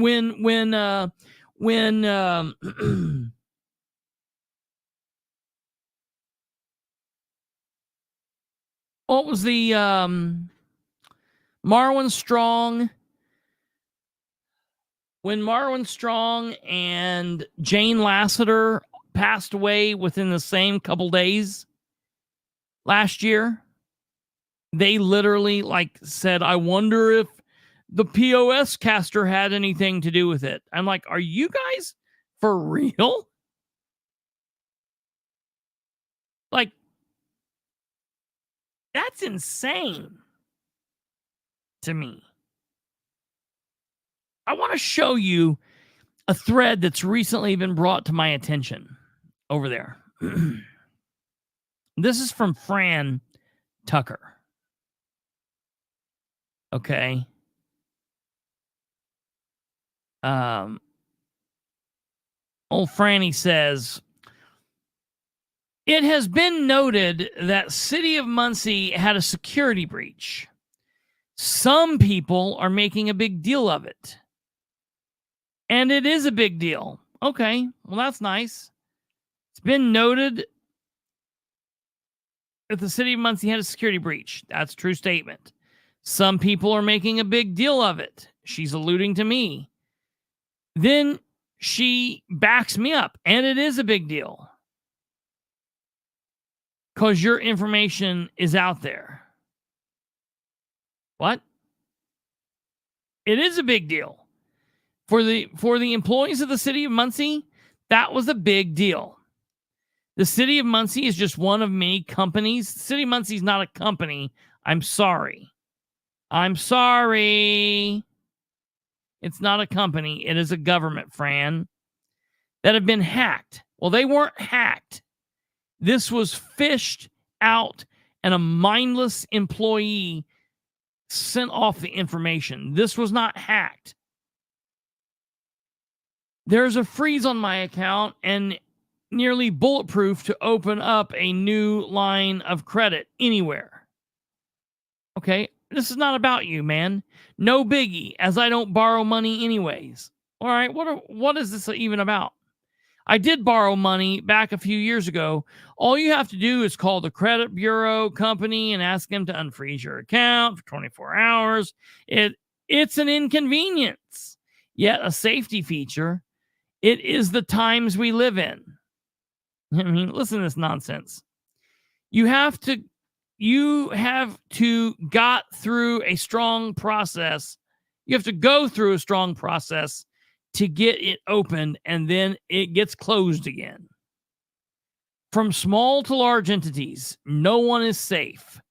So the blowhards think it is something out of the ordinary are pretty stupid, and you shouldn't take their advice on anything.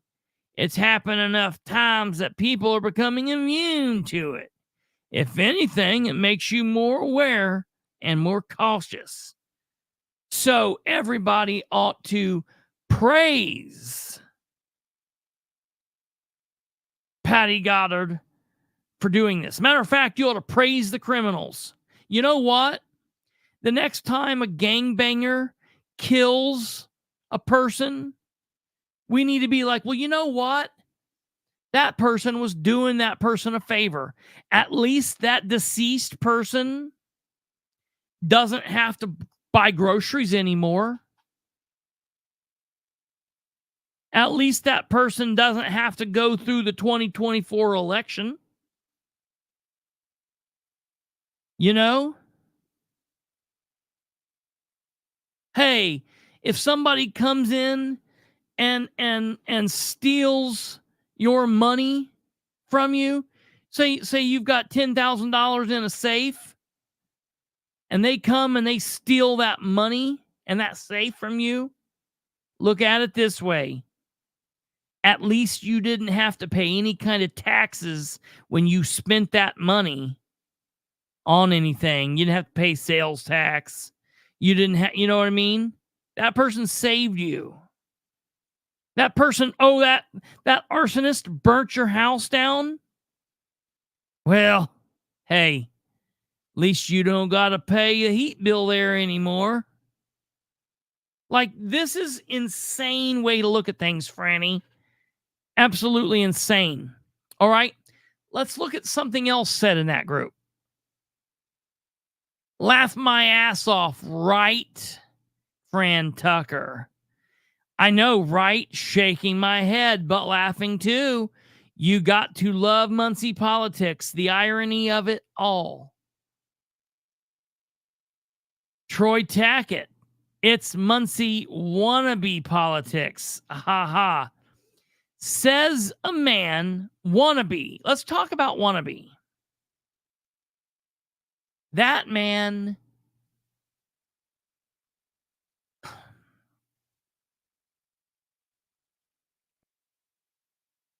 he wants so bad to be a part of something.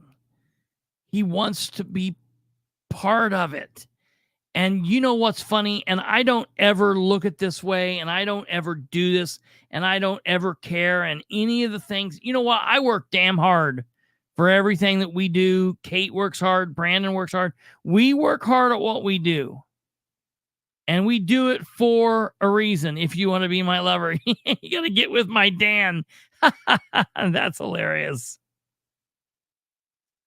Yeah, the irony in Troy's comment. Absolutely. That's hilarious, Kate. What's really comical to me is when Troy turns on the radio 93.1 and he talks to his, he gets on and he says, Rob Kendall, you're the man. You tell him, buddy, you like Braun. Braun's the man. And it's like, dude, Rob Kendall don't give a shit that you agree or you disagree, man.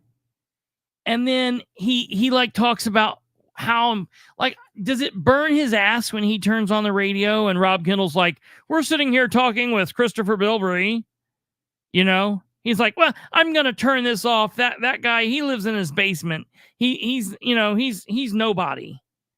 How does he reconcile those two things? All right, let's go on here. Fran Tucker, this is hilarious. Fran, Troy Tackett, she is a definite piece of work. And Bilbrey. Oh, no. Sorry, that's not the right. Wait. This is not the right thing. Hold on.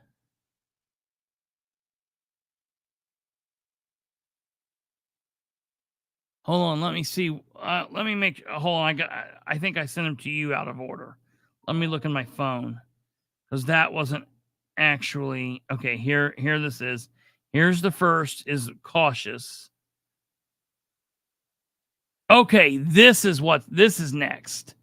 Okay, next was this August 3rd. This happened actually before. When you think you've seen everything in politics, this happens. A council member just a few years ago claimed she was being stalked / harassed by a podcaster, had police take her to her vehicle, and is now asking for the podcaster's help. I guess the podcaster hasn't learned much. Reminds me of the song by ELO, Evil Woman. Fran, don't ever mention the name ELO again. Please get me off this crazy world. Wait a minute. She's saying so much here. What do you mean, please get me off this crazy world? Why? What's that mean? So let's talk about this. When you think you've seen everything in politics, this happens. A council member just a few years ago, Nora Powell, claimed she was being stalked, harassed by a podcaster. Well, she's talking about Nora Powell, and she's talking about me. And let me tell you something. Nora did say some stupid, dumb shit a couple of years ago. And Nora was in the wrong doing that then. She's in the wrong doing it now. I ask simply then, I don't understand what you mean you're an elected official and I'm asking you questions and you consider that being stalked and harassed? Okay, show me the police report. Provide to me a police report. There was no police report.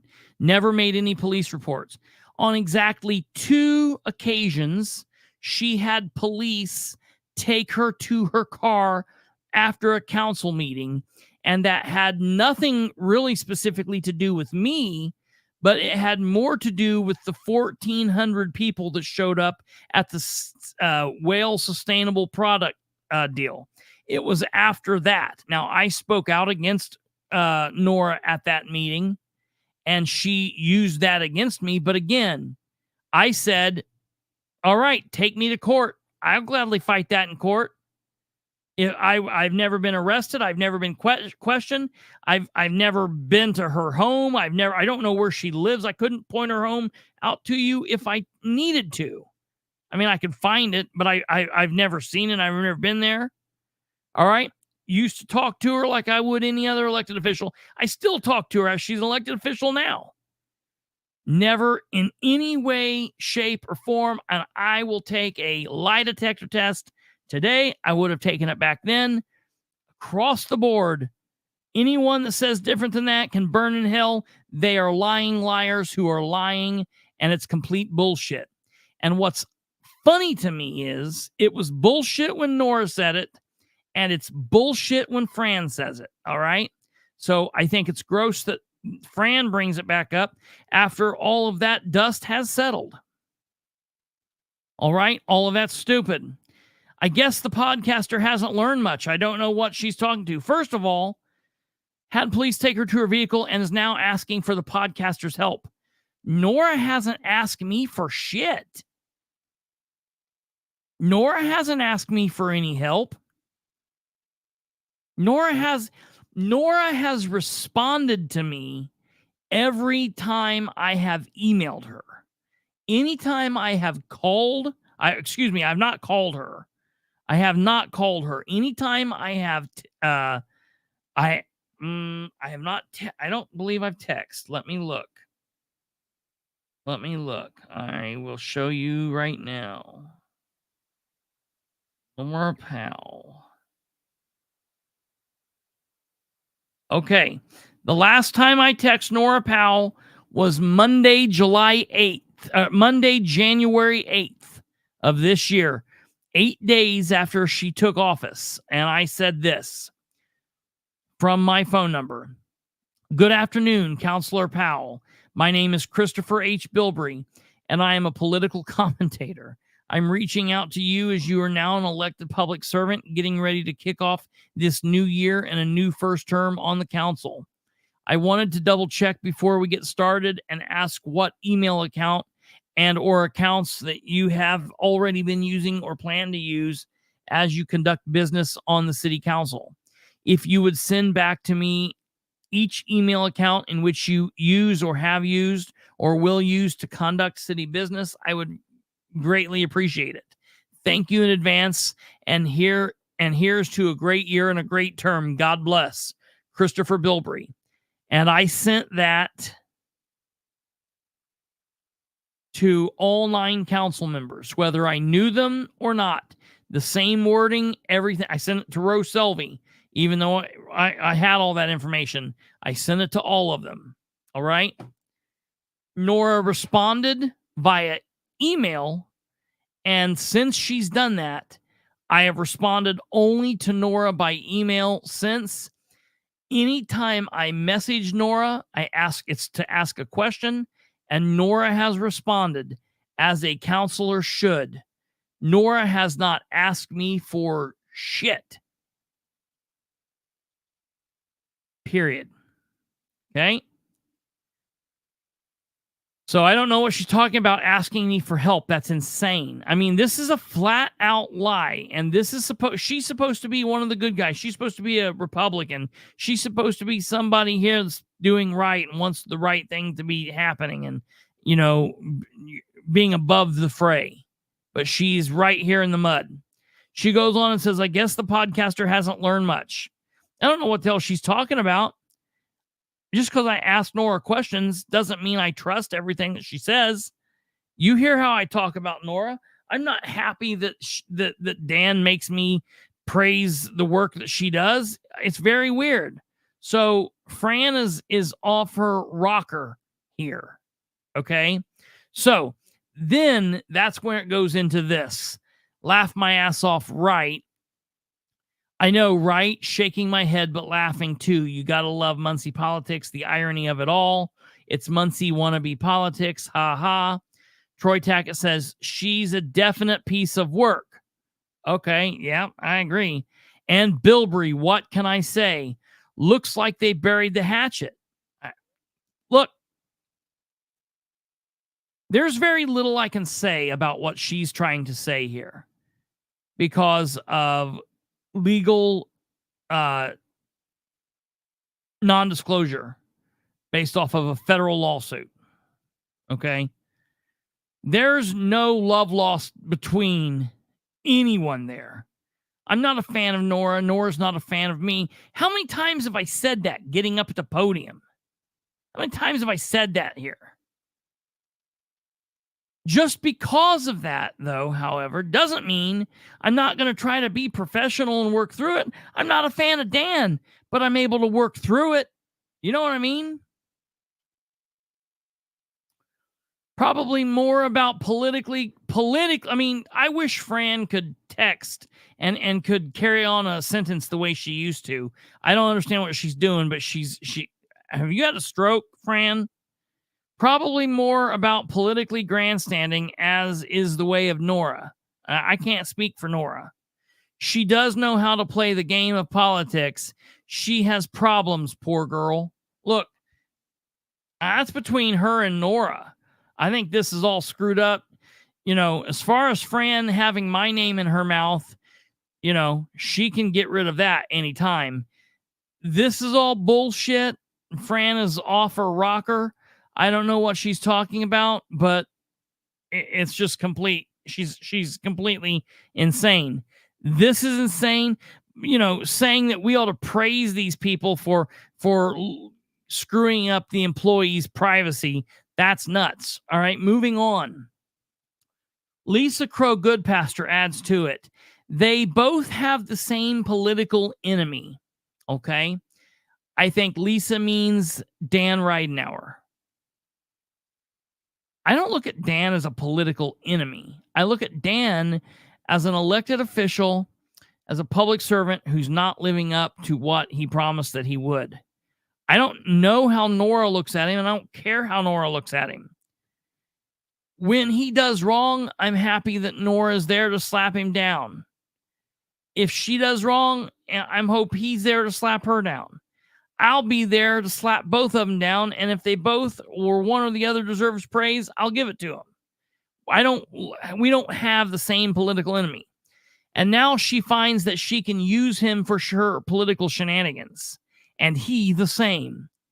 Look, Nora doesn't use me for shit. She's not asking me for anything. She doesn't tell me anything.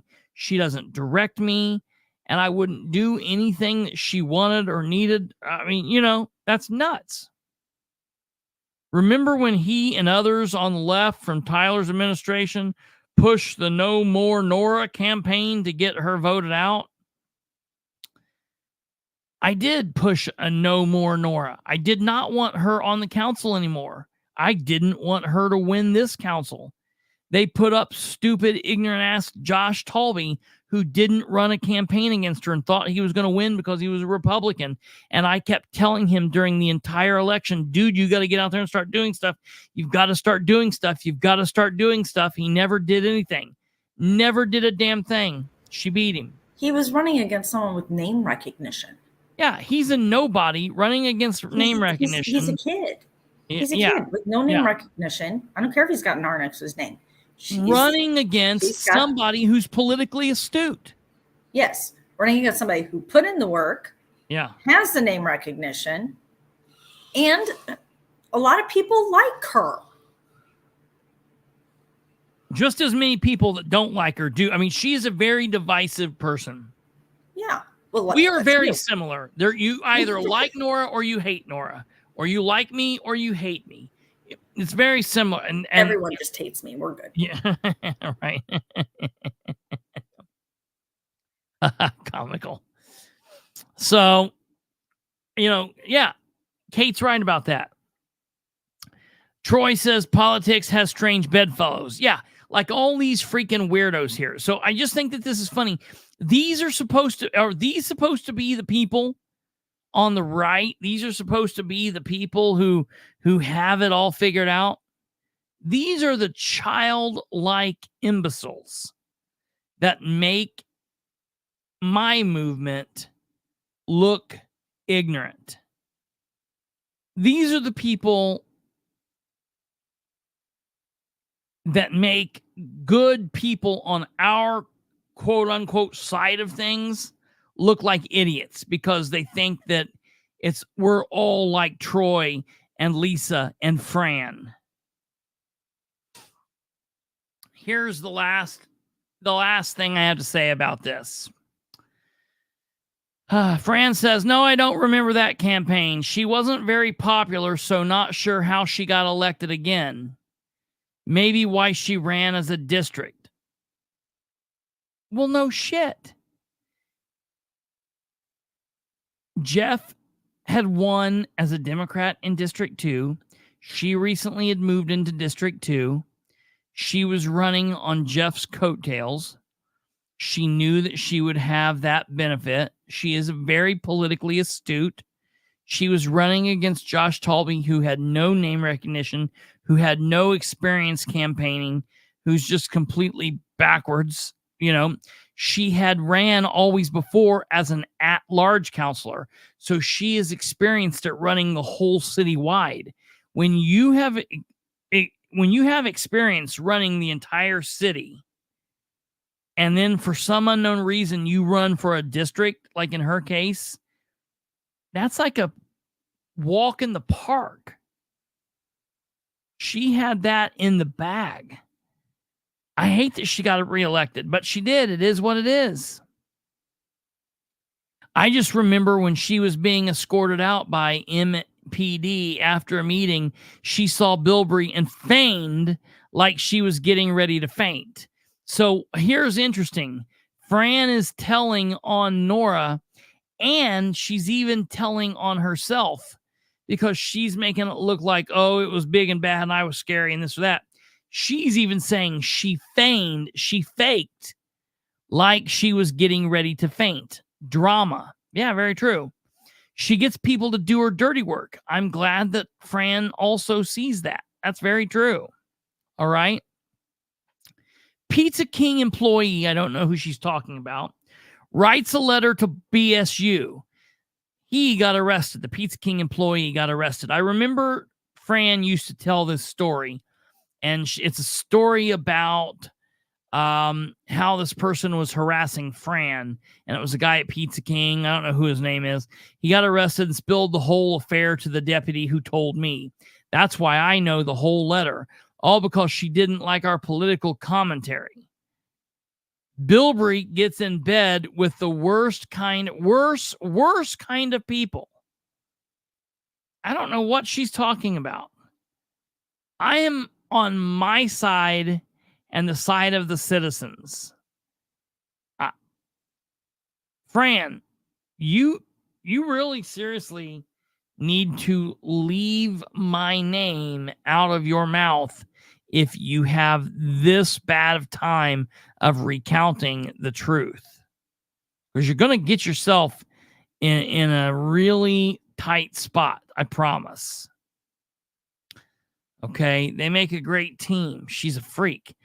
If someone was so fearful of a person that you nearly faint at the sight of that person, even with police around, you don't go asking for your abuser's help. Hey, Fran Tucker, fuck you. How dare you refer to me as an abuser? I take that really serious. That's disgusting. I don't think that's not political commentary. That is you as a woman trying to paint me with a brush that I don't deserve. It's not politics. It's not funny. It's not cute. That is, you know exactly good and well what you are doing. That's gross. In my opinion, it is slander. It's libel.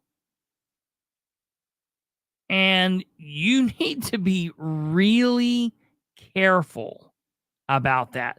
The best way to handle this is do as you told me when you blocked me, simply because you couldn't handle me being the person you knew I was, questioning politicians. Okay?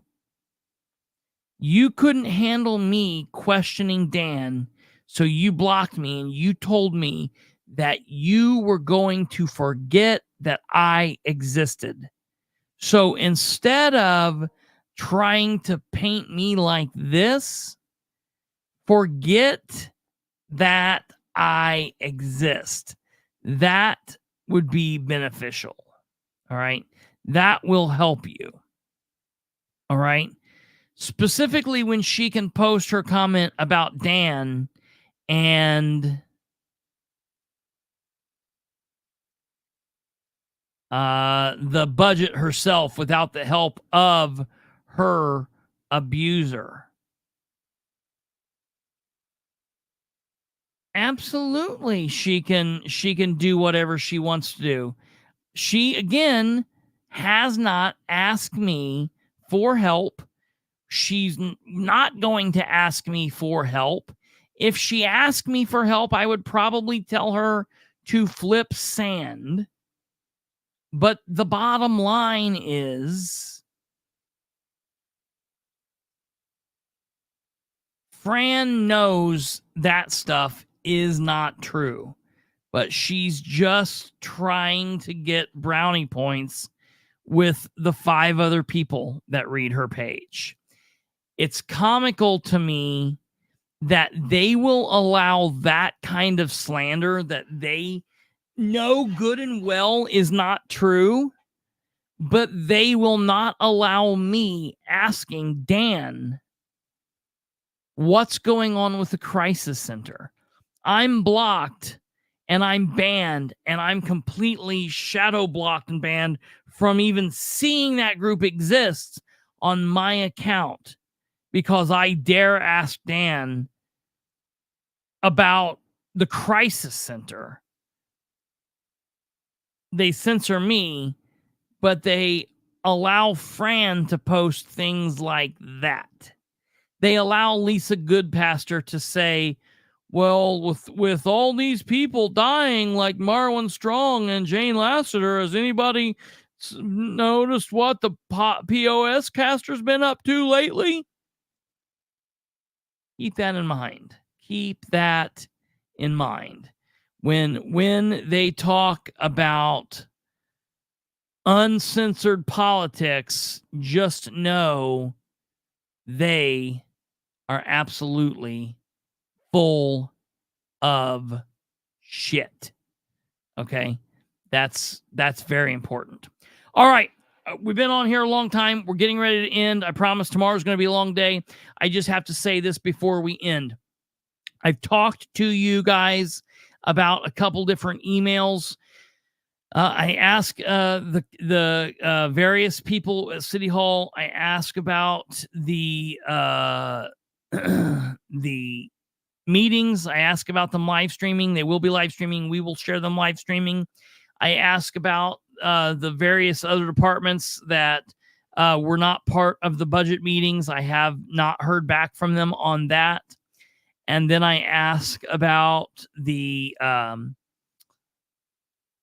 public comments and what's going on with like the communications director versus Mark Slusher, the contractual employee, and the difference in salary between Amber and Goddard over the record request.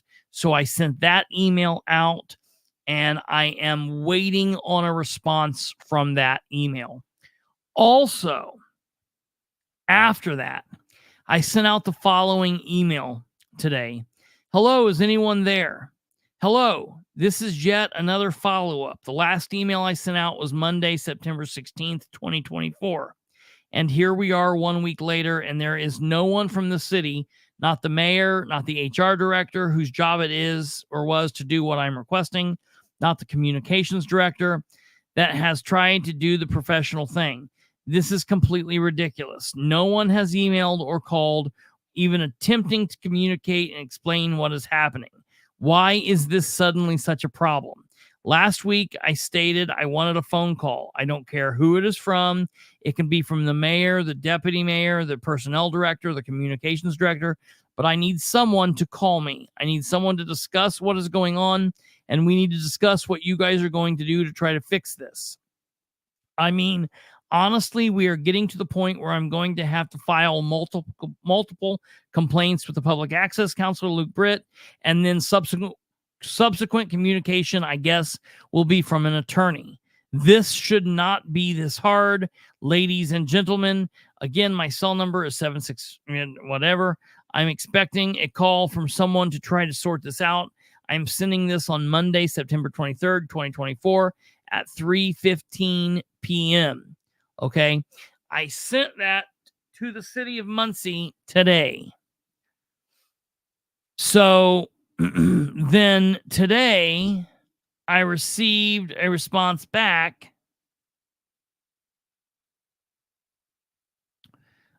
first from Lacey Jones, who works with the clerk's office, who says, I can speak to the fire department being left off the agenda for Wednesday. That was inadvertently a typo mistake on my part. We have since revised it, and it is on the agenda. You can look now. It is there. Notice was also posted in the newspaper today, and it's been taped up at City Hall for a number of days now. I also sent out that mass email to the department heads, including Amber Green, on Thursday. I will forward this email to Mark Slusher so he is aware of your inquiry. Thank you very much.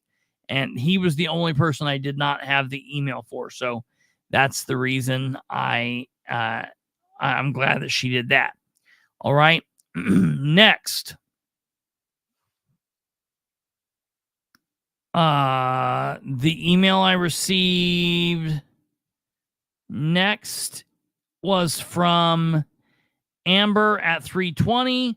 That says, Chris, on my end, I can see that you were advised on 9/17 that these documents are available to be picked up. Okay. I was unaware of that. I'm like, I don't know what anyone's talking about. You know, that's nuts. So at 3:40, she sent a message that says, hello, my records indicate that Miss Goddard replied to the 9/16 email you are referencing on 9/17. Per that email, it appears as though this request is complete and the documents are available for pickup. Please see the attached screenshot for your records. Thank you. And she sent a screenshot that showed shows to me that Goddard sent an email that says, good morning, Chris. Who told you could call me Chris? The documents you have requested are prepared and ready for pickup in the Human Resources Department on the second floor of Muncie City Hall. Hours are 8 a.m. to 4 p.m., Monday through Friday. There are 87 pages, and the cost is $8.70. Thank you, Human Resources. So there's that. Okay, cool. I see that. I went back through and I looked and I looked and I looked and I looked, and I'm like, I don't understand. I don't see this email anywhere. Okay. Then Patty Goddard sent me an email 1 minute after Amber's at 3:44 that says, "Good afternoon, Chris. The documents you have requested are prepared and ready for pickup in the Human Resources Department on the second floor of Muncie City Hall. Hours are 8 to 4, Monday through Friday. There are 260 pages, and the cost is $26. So apparently, I owe $26, or I owe $8.70, or I owe $26 plus the $8.70. So I am going tomorrow, ladies and gentlemen, to the city of Muncie. After the Delaware County Council meeting, I will go to the city of Muncie and I will pick up my 2 requests.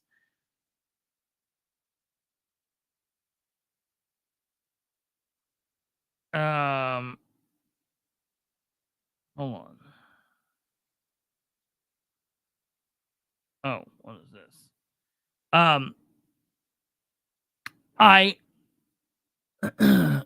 I will go and I will pick up these 2 requests.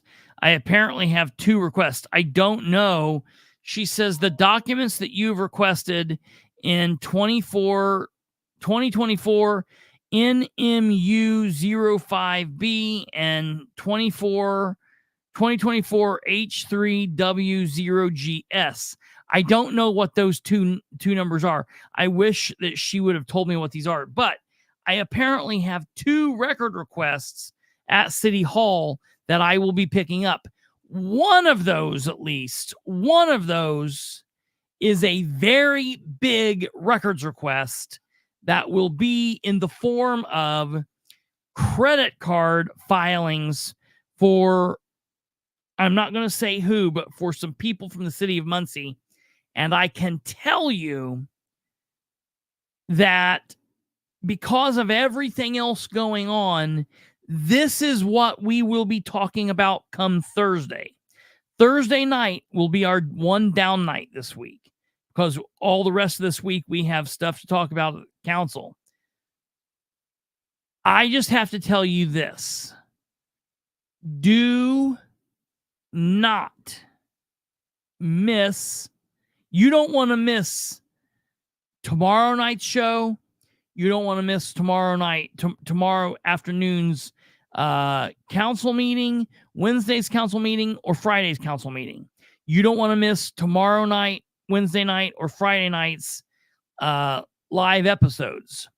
But you definitely do not want to miss Thursday's show, episode 294, because we are going to go through maybe both of the records, but definitely one of them. And I am like 98% sure that what is contained in these records will blow your mind. So, if you want to see that show, all you have to do is sneak down right now. It's real easy. Hit that like button right there. Hit the like button.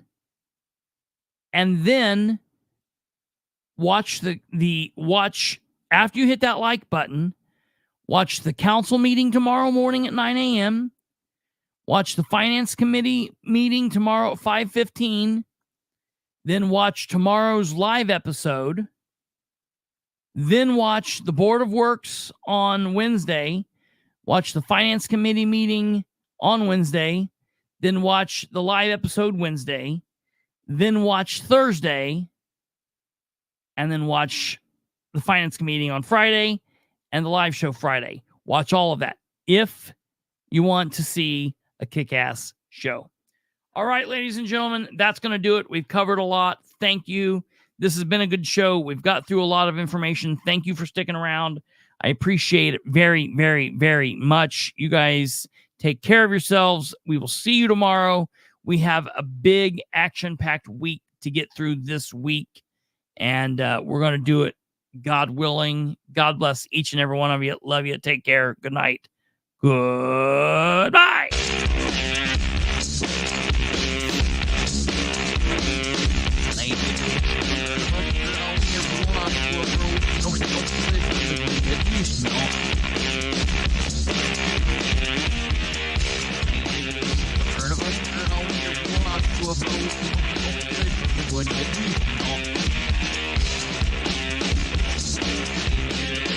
What?